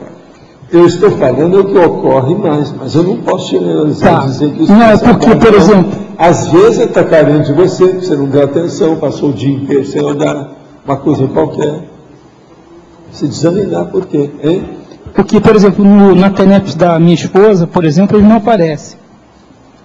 Só na minha. Agora, eles devem estar mais sensíveis em matéria de energia. Isso tudo você tem que levar em consideração também. Tá. Outra coisa, a diferença da TENEPS da minha esposa e da minha é um espaço de 1 hora. Isso tem problema ou não? Não tem nada. Não. Isso aí eles vão ver. Aqui na página 3, na códigologia, você poderia aprofundar essa relação entre o CPC e os resultados proexológicos? A qualificação e quantificação? O caso todo é o seguinte, a quantidade e a qualidade. No Código Pessoal de Cosmoética, a pessoa tem que colocar aquilo que ela pretende na vida. Isso é a PROEX. Então, de acordo com os quesitos da PROEX, ela tem que fazer o quesito do Código Pessoal dela. Qual é a parte, vamos dizer, fixada que ela vai seguir? Ela admite, ela resolveu. Há uma decisão pessoal para cumprir a coisa desse jeito. Então tem que casar uma coisa com outra. Eu não vejo jeito de uma pessoa ter um código pessoal de cosmoética que seja incompatível com a PROEX dela. Está óbvio isso? É uma coisa mais do que evidente. Você poderia dar uma exemplificação disso, de um item da PROEX dentro do código? Por exemplo, dentro do item da PROEX, você examinar, por exemplo, como é que está o seu pé de meia atualmente. Isso tem que entrar. Outra coisa, esse seu pé de meia está sendo criado ou acumulado de maneira cosmoética? Você não está tapeando ninguém, nem dando rasteiro em ninguém para aumentar a sua fortuninha. Fortuninha, hein, que eu falei, não falei fortuna, fortuninha. Então isso aí é importante devido ao processo cosmoético, dentro da área cosmoética. Falo aqui na paradoxologia, na página 3. Paradoxo, autoconsciência máxima, tempo existencial mínimo. O problema aqui que eu estou falando é justamente o tema, substância cronêmica. É a rapidez com que você faz, você tensioniza e você desempenha a sua vida. É justamente esse paradoxo. A autoconsciência máxima, quer dizer, a lucidez no pináculo máximo das suas potencialidades, dentro de um tempo existencial mínimo. Eu, por exemplo, a maioria das minhas coisas eu faço com calma, mas eu tenho, às vezes, uma previsão. Então eu vou demorar com isso uma semana. Às vezes, em 2 dias eu fiz aquilo tudo. Então isso mostra que eu estou em dia comigo. Eu podia ter feito em 7 dias, eu fiz em 2. Sem me aborrecer, sem criar problema, e sem também, vamos dizer, desqualificar a atividade, o trabalho, o labor. Entende? Eu fiz bonitinho, certinho. Agora, aí na mesma página, em binomiologia, o segundo item, o binômio sensação térmica aumentada, sensação temporal aumentada. Onde é que está isso aí? Binomiologia. Binômio. Binômio. Binômio, sensação térmica aumentada, sensação temporal aumentada. O processo todo aqui é o seguinte: às vezes a pessoa sente que ela ficou quente dentro dos processos dela, ela se aqueceu porque trabalhou demais. Então dá uma sensação que o tempo também aumentou. Entendeu? Esse é o negócio da sensação térmica, essas coisas que tem por aí. É o problema do espaço e do tempo, cronêmico e prosêmico. Quando casa uma coisa com outra. Às vezes tem disso. Agora, a gente tem que observar muito isso, para não haver um embaralhamento do seu trabalho, para não haver problema com o desenvolvimento da sua atividade.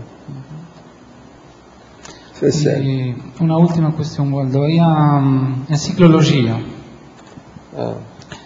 Na interpretação do ciclo da criatividade. O ciclo da criatividade. O problema é o seguinte: é você entrar numa criatividade perpétua. Como que funciona isso? Através da retilinearidade do pensamento e o problema da cosmofisiologia.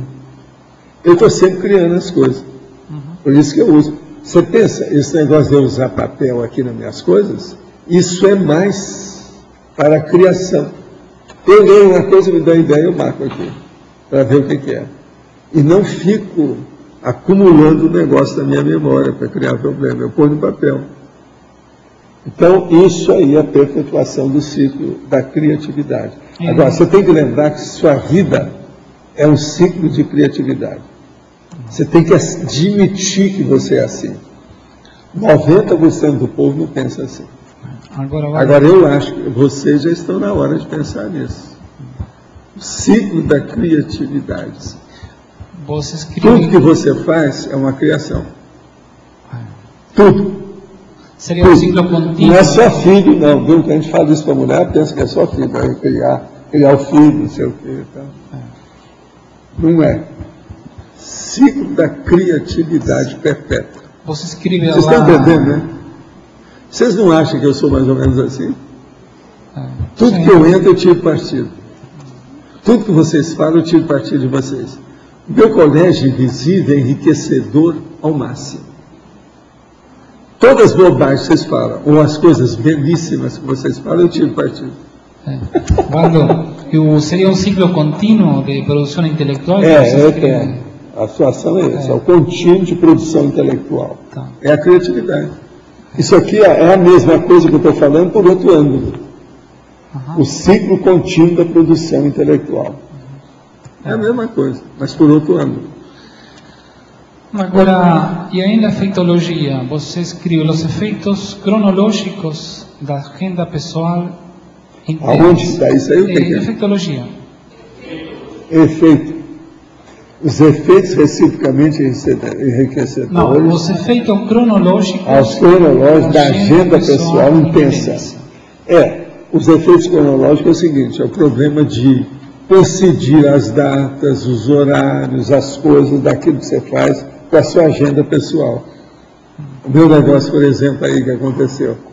Como é que aparece o transmentor no dia que é o levantamento da minha FEX? Quero o quê? Tudo tem aqui. Agora, a subintrância cronêmica. Isso é impressionante você lembrar. Agora, gente, vamos lembrar uma coisa muito séria nesse assunto de hoje aqui. A coisa mais séria é o casamento da intrafisicalidade com a extrafisicalidade. Vocês entenderam ou preciso explicar mais? É como se essa corrente tivesse meio elo intrafísico e o outro meio elo extrafísico. A capítulo? Se vocês entenderem isso, é a coisa mais séria isso aí. Avaldo. Teoriologia, página 3. O que você quer? Teoria da era da aceleração da história humana. Era da aceleração da história humana. É que nós vivemos agora.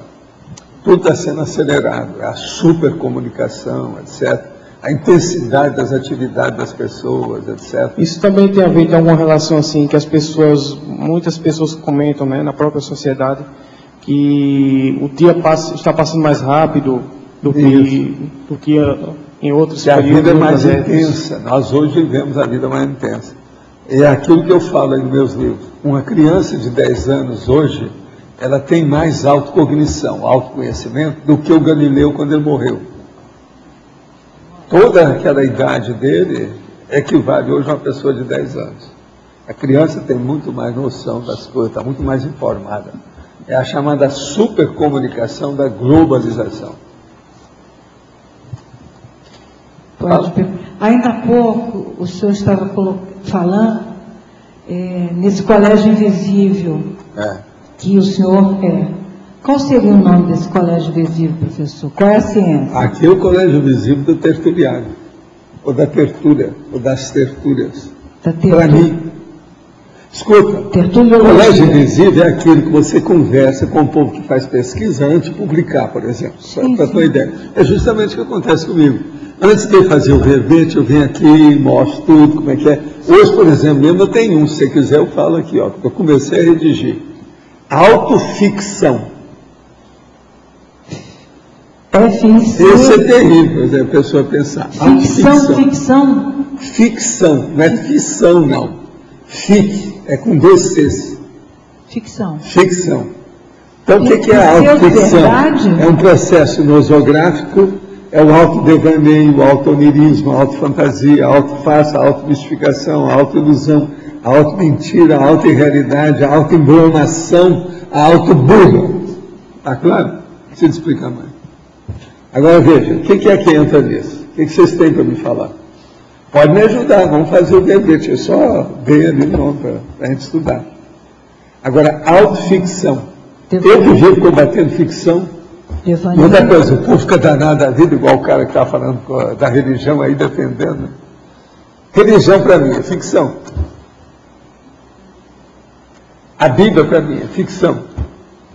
Romance para mim é ficção, mas isso todo mundo admite. Não apenas a Bíblia, né, professor? Qualquer livro sagrado, né? Qualquer livro sagrado é ficção. É mito, superstição. Tudo isso. Agora, então, veja, isso que eu estou falando. Se alguém vai falar alguma coisa que vai me ajudar aqui, é o colégio invisível está enriquecido, está me enriquecendo. É muito importante. Vocês estão entendendo? Eu estou vendo isso. Há muito tempo que é assim.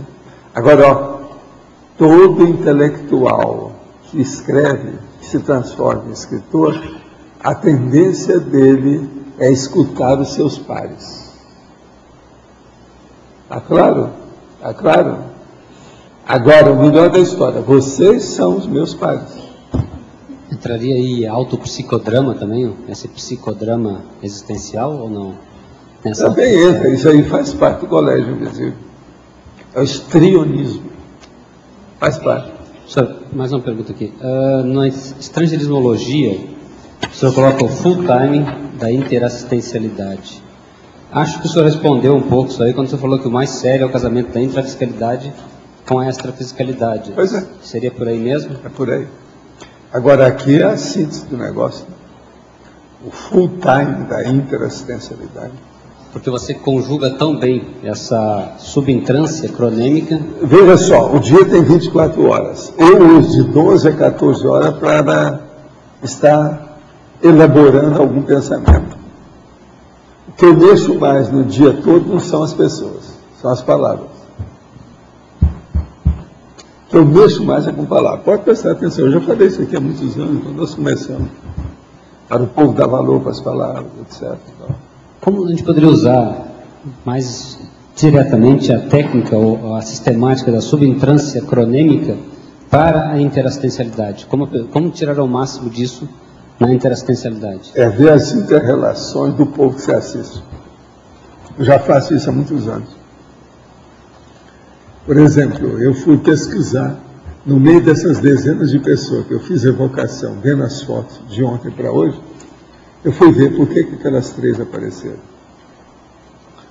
Bom. Tudo isso tem sua razão de ser. E outra coisa, essas coisas sempre esclarecem mais, me dão mais ideia. Elas são fertilizantes, elas fertilizam a sua criatividade. Você pensa bem, fertilizante da criatividade, que é o que interessa para nós. No momento de instalação de campo ou na TENEPS, tem momentos que ao tempo ele altera para mais ou para menos. O que isso indica? Isso indica que você entrou mais na descoincidência.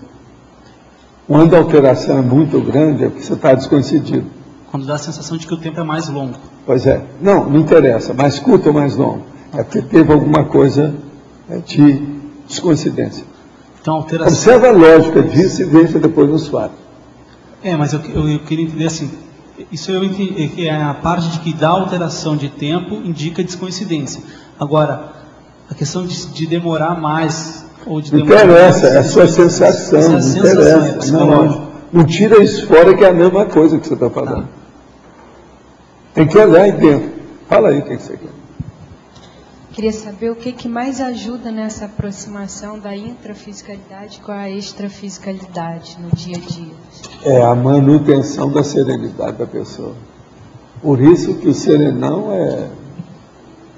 ninguém consegue chegar lá. Ele mantém o processo o tempo todo atilado. Para mim, é o seguinte, o serenão vem aqui pro fora. Ele é sempre uma consciência. Mesmo inconsciente. Entendeu como é que é? Professor Valdo? Por isso que ele já está dominando a maioria das coisas todas aqui, conhece as leis, os princípios, tudo isso. Sim. Eu estou aqui por causa do microfone para a Tânia. Eu gostaria que o senhor falasse mais... Você está bacana aí, estou gostando de ver. Isso. Se eu falasse mais a respeito da inter-relação das pessoas que você assiste. Poderia ampliar mais essa fala sua? Como é que é? A inter-relação, dentro da pergunta do Adélio, você falou assim, observar mais a inter-relação das pessoas que assistem. Amplie mais essa questão aí. Por exemplo, você está fazendo a TENEPS, aí começa a aparecer um monte de mulheres. Por quê? Começa a pesquisar aquilo e ver se tem alguma coisa, mas não fica bisbilhotando o trabalho das pessoas ou o trabalho do seu amparador, não é isso. Você começa a pensar, raciocina, põe aquilo na reflexão. Por que mulheres? O que eu estou mexendo com isso? Que conotação que tem? Qual a relação? De onde apareceu isso? Tudo tem ressonância, tudo tem interatividade, tudo tem aquilo que eu venho falando que é muito difícil. Como é que chama? Sincronicidade, que é uma das coisas mais difíceis que tem. Então, observa por aí que é isso que eu falei com a Adélia. A pessoa já vai ter uma noção mais ampla da realidade, do trabalho, do zeitgeist, quer dizer, do momento evolutivo, daquilo que ela está fazendo. Você já viu que eu mexo com tudo e falo sobre tudo. Eu tenho procurado, ultimamente, abrir meu jogo para vocês do jeito que eu sinto, do jeito que eu vivo, do jeito que eu experimento, do jeito que a gente assiste. A coisa assim, bem clara. Agora, eu tenho, às vezes, uma doença, alergia, eu tossindo, uma coisa qualquer. Isso não ofende o meu estado contínuo de bem-estar. Vê se me entendem. Às vezes é difícil, eu tenho que deitar sentado, quer dizer, dormir sentado. Você entendeu como é que é? recostado, depende do que é. Mas isso não ofende o meu bem-estar básico de atividade. Meu trabalho não... A mesma coisa, por exemplo, eu posso estar aqui com alergia. Eu posso passar o ar aqui na pessoa, tudo vai funcionar direito, não tem nada, não vou contaminar a pessoa, contagiá-la com nada. Entendeu? Então a gente tem que entender isso, o processo da energia, como é que é, e da nossa consciência. Na questionologia, tem uma pergunta básica aqui. A segunda pergunta: você vive minutos atropelados ou minutos interativos? Eu queria saber como é que eu vejo quando é atropelado, quando é interativo. Minuto atropelado é a hora que você cometeu algum deslize. Alguma ruptura da sua rotina útil aconteceu. Você deixou cair alguma coisa, você esqueceu. Tem que ser assim, bobaginha, para ver o bobajão, a bobajona. Tem que começar da coisa pequena, para ver a grandona. Então, veja, os minutos atropelados.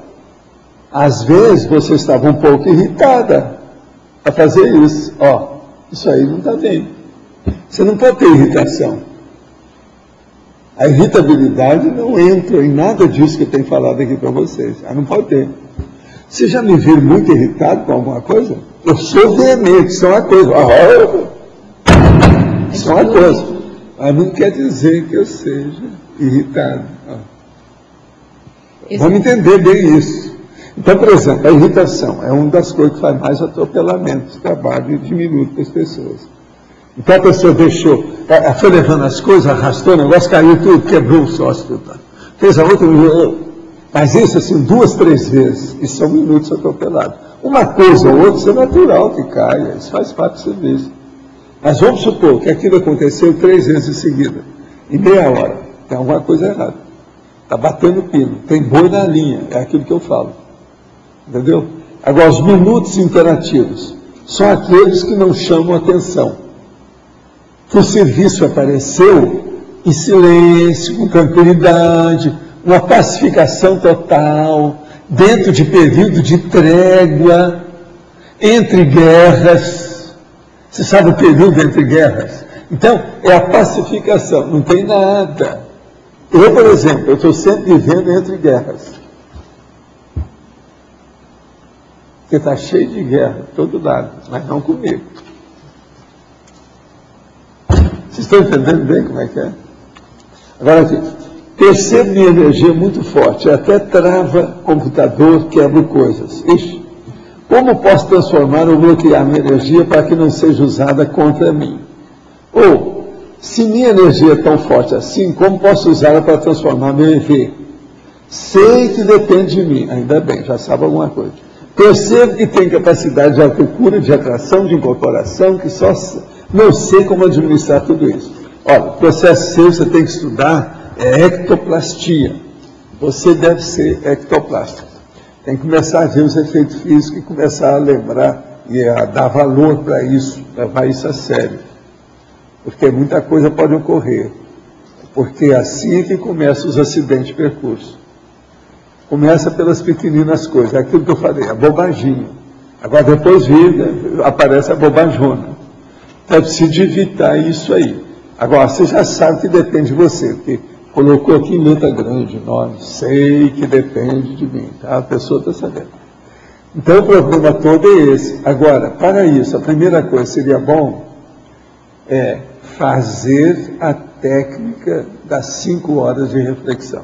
O que vocês acham? Uma boa prescrição, né? Faça isso, 5 horas de reflexão.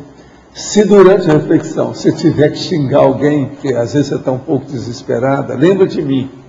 Você me xinga, porque aí não vai ter nada. Eu já perdoei até o ano 3000 e tal. Agora, o que você faz? Não vai ter nenhuma consequência negativa. Agora, não fica pensando mal dos outros. Qualquer coisa pensa mal de mim. Não pensa dos outros. Porque comigo vai ficar refratário.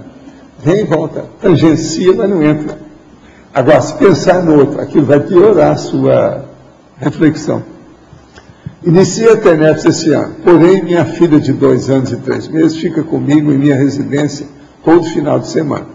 Existe algum impedimento com criança, mesmo que dormir no ambiente? Não, não tem nada, pelo contrário. Você pode até ajudar a criança.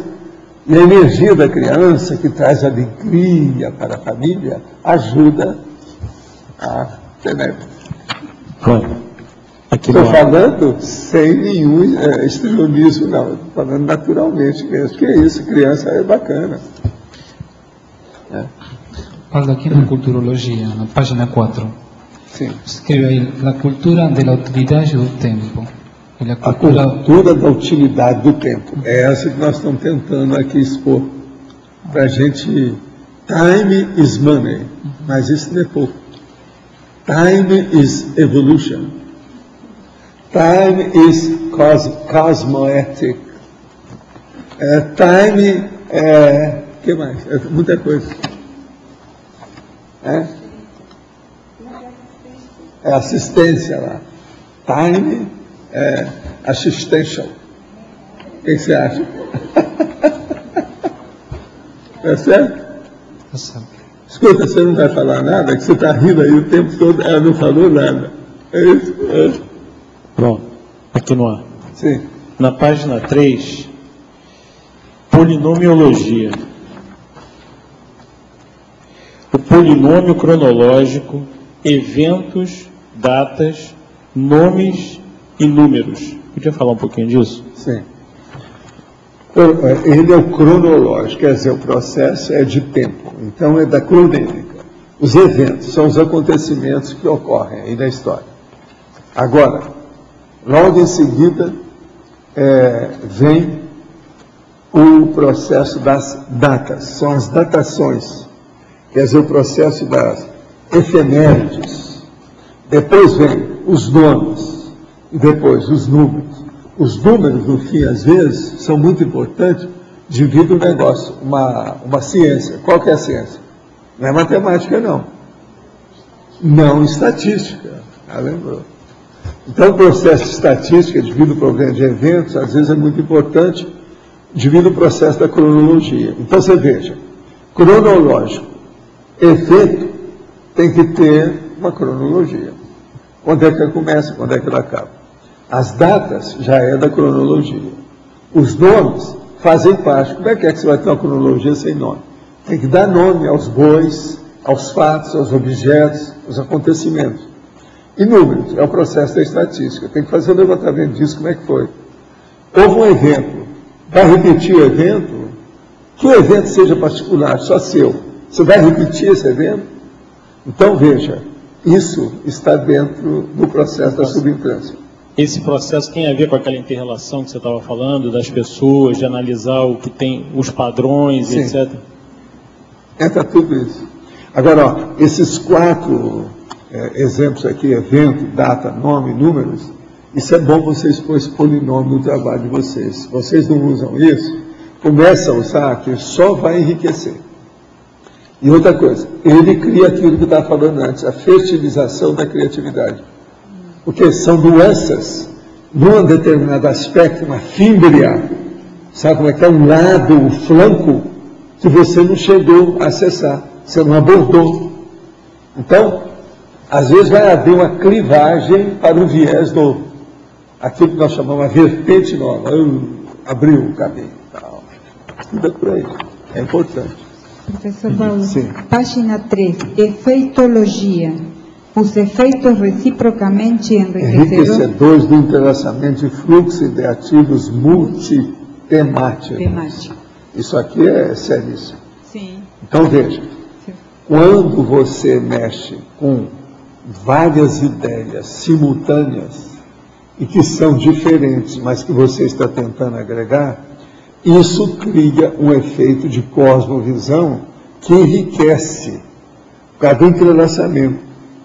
Então, é como se você tivesse com um puzzle de 1000 peças e você passa para um puzzle de 20.000 peças. A coisa... há uma grandeza. Isso aí é que é um aumento geométrico. E esse é praticamente literal, Rosa. Aumento geométrico. Esse é literal. Se vai falar no processo do puzzle, então ele é totalmente literal, por causa das peças, o negócio é material. Tem tamanho, tem forma, ocupa espaço, ele é literal. Entendeu o que quer dizer? Agora aqui outra pergunta. Sou retomador de tarefa cinquentão, tanque de guerra de outro dia. Tanque de guerra, não entendi isso aqui. Ele colocou EM, quer dizer que é da época do EM, talvez, né? Decidi começar a TENEPS a ser o conselho. Hein? Ah, foi. Você sabe quem é, né? Eu não queria falar aqui, mas tudo indica que é. Decidi começar a TENEPS a seu conselho e minha decisão foi no dia 16 de fevereiro de 2010. Hoje é dia 1º, então quer dizer que faz 15 dias. Estou tendo muita dificuldade, não de horário, nem de disposição, mas coisas como: as energias desaparecem durante a TENEPS. Não existe isso. Energia não desaparece. Crise de fígado repentina. Opa! Apagamentos. Não acordo horário e sou super pontual. Arranja um despertador. Imagens sexuais repentinas durante a TENEPS. Estou solteiro. Ixi, ele está carente. Ainda não senti amparadores. Posso e quero me dedicar completamente. Gostaria de pedir ao senhor ajuda. Ele fez um ponto de exclamação. Escuta, eu vou colocar, hoje nós vamos jogar energia em você. Agora só uma coisa. Que hora que é a sua TENEPS? Seria bom me falar, né? Eu vou entrar lá. Vamos dar um jeito nisso. Agora, ó, tem boi na linha, está na cara. É muita. Não precisava escrever tanto, só a metade já dava para mostrar. Agora, ó, mete ficha aí e fala que hora que é a sua TENEPS é medir. Que hora até que hora? Isso é importante.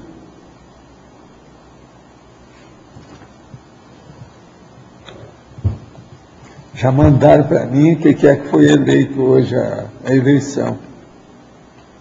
Amanhã vai ser desperdício. Vocês se preparam, que tem. Amanhã tá bravo. Agora, engraçado é o seguinte, é o problema da natureza humana e da psicologia humana. Olha aqui, ó. Sempre fica no fim os verbetes que tem uma palavra só. Ó. Os 3 últimos são palavras isoladas. Vocês estão entendendo? Isso, eu falo isso há quantos anos aí? Desde que nós começamos com a eleição. Lembra? Mas é um fato, é um processo psicológico, geral, é igual bocejo. Deve ser isso, a mesma coisa, alguma coisa pensa. É isso. Não, isso para mim, falar em desperdício, ó. Não é isso? O processo todo é isso, desperdício. O outro, autopesagem, eu?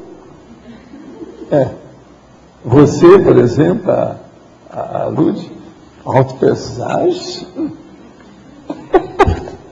Agora o outro, normalização. Que isso? Tudo bem, é normal, não sei isso tudo. Vamos ver o que sai amanhã com desperdício. Já que deixaram para o fim, vamos ver. Isso quer dizer que vocês não têm desperdício. Amanhã não vai ser para vocês, vai ser tudo para mim. Eu sou um cara desperdiçado, esbanjador. Não é isso? Agora, depois vai ser o seu. Que é o processo dela. Professor, é isso? Aqui isso aí, né? Cada um tem o seu. Só uma sugestão ali no paradoxologia. Existe aquele paradoxo de todos têm 24 horas, né? Alguns aproveitam mais, outros aproveitam menos, mas o paradoxo de que todos têm 24 horas, não poderia ser colocado aqui também? Você já viu isso? Você já viu isso? Eu nunca vi isso como paradoxo, não. Então é bom explicar isso mais para a Rosa, porque eu também não entendo. Depois eu explico para a Rosa. Porque a ideia da subentrância cronêmica, né, de certa forma, uma multiplicação das atividades no mesmo tempo, não é? De certa forma, um aproveitamento melhor do tempo. A subentrância cronêmica não seria isso? Não seria uma maneira de você usar melhor os minutos, os segundos? Sim, mas isso é que a gente está falando aqui. Nós já falamos aí, ó. Falando. O negócio é o seguinte, o seu dia, você levanta mais cedo para ficar à toa, ou o seu dia de 48 horas? É isso aí. Depois eu vou entrar num... Tudo é aproveitamento. Agora, Rosa, você escuta o Adélio com paciência de Jó, para ver o que é que ele tem, que às vezes vai enriquecer o processo. Vale a pena ver. É isso? Valdo, aqui. Hay la frase enfática. Sí. La subintrancia cronémica es factor evolutivo identificado productivamente en la autovivencia de la multidimensionalidade teática da consciência a partir da condição da desperticidade. Sim. Por exemplo, a subintrância não existe tudo, você pode saber tudo, mas agora, uma pessoa, naturalmente, sem ninguém falar, não precisa de ler esse verbete, ela vai chegar à conclusão de tudo isso aqui através da dispersidade. Porque a vida dela vai se tornar mais complexa. Só a partir... A hora que torna mais complexa, as coisas se juntam. Só a partir da desperticidade. Eu penso que é a partir disso é que a pessoa vê melhor. Né? Antes não? Não. Porque ela você não viu aqui, ó, que esse nosso amigo falou, sou retomador da tarefa. Olha o trabalho que ele tem. Tem boi na linha disso aí dele. Ele não é desperto. Há uma confissão pública do processo, bem claro. Né? Esse é bem o exemplo. A última pergunta que é o dia. Tem lógica para você? Pensa bem. Vamos ver. Agora, o que eu falo aqui é identificar produtivamente. Quer dizer, isso tem que fertilizar a sua criatividade. Uma coisa positiva, grande, bacana. É importante. Para o desperto, isso é muito sério. Porque ele já sabe que ele é desassediado e não pode ficar quieto. Ele tem que trabalhar na assistência. E outra coisa, ele quer intensificar o trabalho dele, porque ele já vê, depois da dispersidade, que tem lá uma que é um negócio mais bravo, que é a consciência que é semi-consciência. É o próximo passo, já está querendo, vai intensificar. A tendência é aumentar cada vez mais o trabalho. A evolução é um processo laborioso. Tudo é labor. Então a gente tem que pensar nisso. Como é que fica? Essa subintrância era muito positiva. Na medicina, a subintrância epilética é uma coisa patológica. Aqui, para nós, a subintrância cronêmica é algo homeostático. Muito embora eu coloco no neutro, porque tudo é experiência. Você não pode dizer nem uma coisa nem outra, precisa ver o que vai dar. Ficou mais ou menos claro isso aí? Não? Tem alguém que esteja aí com o microfone ainda, alguma coisa? Tem umas pessoas que hoje não entraram em circulação, você percebeu? O Djalma não falou nada, não sei porquê.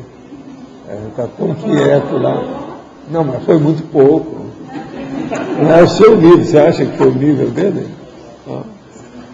Tem umas pessoas. Outra coisa, o nosso ex-baiano também não falou nada. Ex-baiano, ele não é mais agora. Já nos faz baiano como antigamente. O problema todo é esse. É o que a gente vê aí. Né? Mas olha, a gente tem que mexer. Outra coisa, o doutor ali hoje também não falou nada. Ultimamente você já viu que ele sempre comparece. Ele e o filho, a família está ligada. Ele e o filho. O filho falou hoje, mas o papai não. Houve alguma coisa aí. Não? É isso? Há umas influências do processo que a gente examina. É aquele negócio de examinar aqui como é que funciona aqui dentro. A situação dentro do tertuliário. Gente, então eu agradeço mais uma vez o Colégio Invisível que tem me enriquecido tanto. E hasta amanhã. Os nossos comerciais, por favor. Obrigado. As pontuações da tertúlia de hoje foram 64 assinaturas no livro de presença, 23 perguntas presenciais, 17 perguntas respondidas online, 30 votos presenciais, 12 votos online. Hoje vamos ter 4 recados. Roberto Lain, prova imagística, Marta, curso Introdução a Proexis, Ludmila, ABC, Marcos, Sessão Pipoca. Antes o Eduardo vai falar sobre Amigos da Enciclopédia. Tá bom. Pessoal, nós fechamos nossa parceria com a Epígrafe na semana passada. Então, reforçando, até o dia 14 de março, sem ser esse domingo o próximo, daqui a 2 semanas, quem se inscreveu, renovar sua inscrição no programa Amigos, vai ganhar um livro aqui, pegando o livro aqui na recepção do CE. Pega o vale brinde na recepção e pega o livro na Epígrafe. Quem fizer a inscrição pelo site, quando vier a Foz do Iguaçu, a gente entrega o livro, tá? Então, quando fechar a campanha, no dia 14, nós vamos fazer um levantamento das inscrições online, e aí essas pessoas que se inscreveram pelo site, durante esse período, vão ter direito ao brinde também, tá? Então, basta entrar no site, fazer a inscrição, e já está, aí só vir buscar o livro. Quem vencer agora em abril ou maio, pode antecipar a inscrição através do ambiente exclusivo. Entra lá com login e senha, né, clica lá em renovar, e aí é só pagar no site, aceita Visa e Amex, tá ok? E além disso, a Epígrafe, a partir agora de março, vai sortear um livro, tá, por mês. Isso é um interesse da própria Epígrafe de participar, de dar força aí aos amigos da enciclopédia, tá ok? Então todos convidados aí, o relógio está rolando, vai até 14 de março. Obrigado. Pessoal, boa tarde. Só lembrar a vocês a realização, daqui a um mês praticamente, estaremos realizando a segunda prova da Imagística. Então, nesta prova, a pessoa se desafia a realizar 200 abordagens, 200 análises sobre um determinado objeto.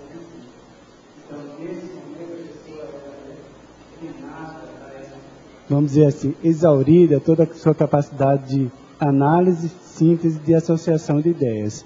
Então, é um momento específico, é uma oportunidade que a gente, assim, pela primeira experiência, a gente percebeu que todos, a equipe promotora e também todos os alunos tiraram bastante proveito daquele momento de realização da prova. Agora, com a segunda prova, a gente espera, vamos, obviamente, fazer uma comparação, uma análise comparativa, e a gente espera que haja um certo padrão nesse sentido, da pessoa se adquirir uma maior expansão na capacidade de associação de ideias. Então, está aí lançado o desafio. Então, prova da Imagística está previsto para o dia 3, das 8 às 11h30, lá no discernimento.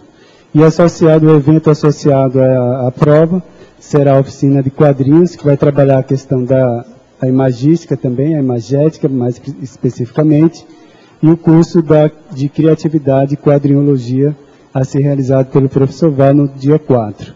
Então, a prova dia 3, pela manhã, a oficina de quadrinhos com o professor Pedro Marcelino, na parte da tarde, e no dia 4, pela manhã e à tarde, o curso Criatividade e Quadrinologia com o professor Valdo Vieira. Então, daqui a um mês, estaremos com essas atividades, ok? Todos convidados.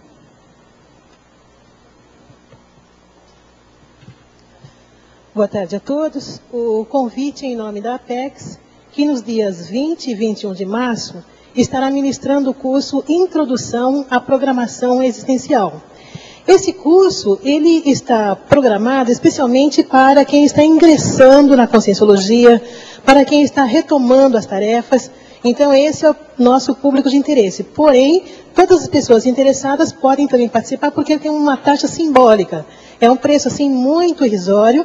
Vocês podem conferir ligando para o 3525-2652.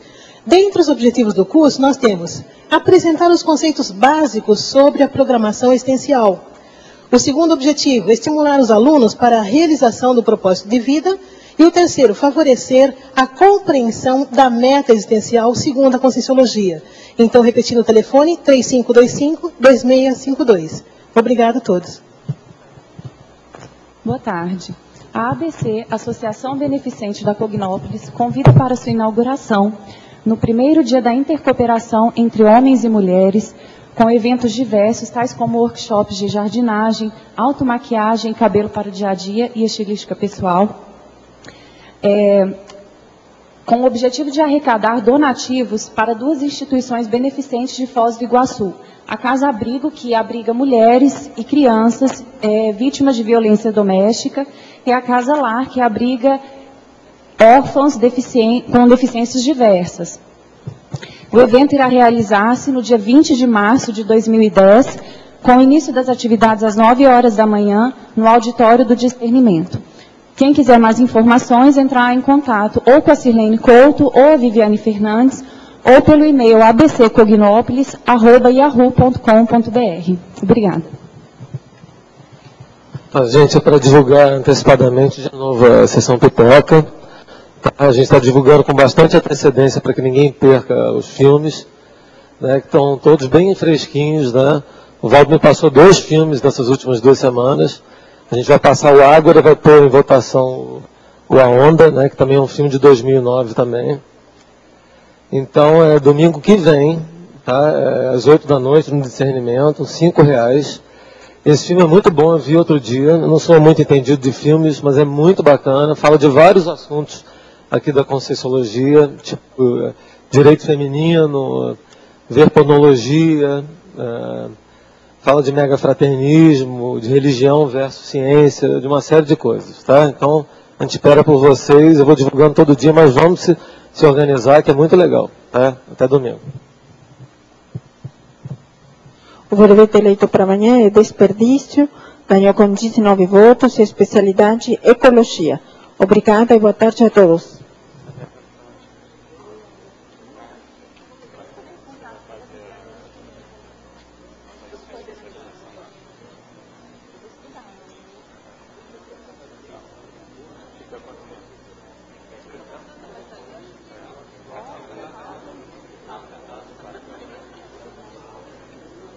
Olha só.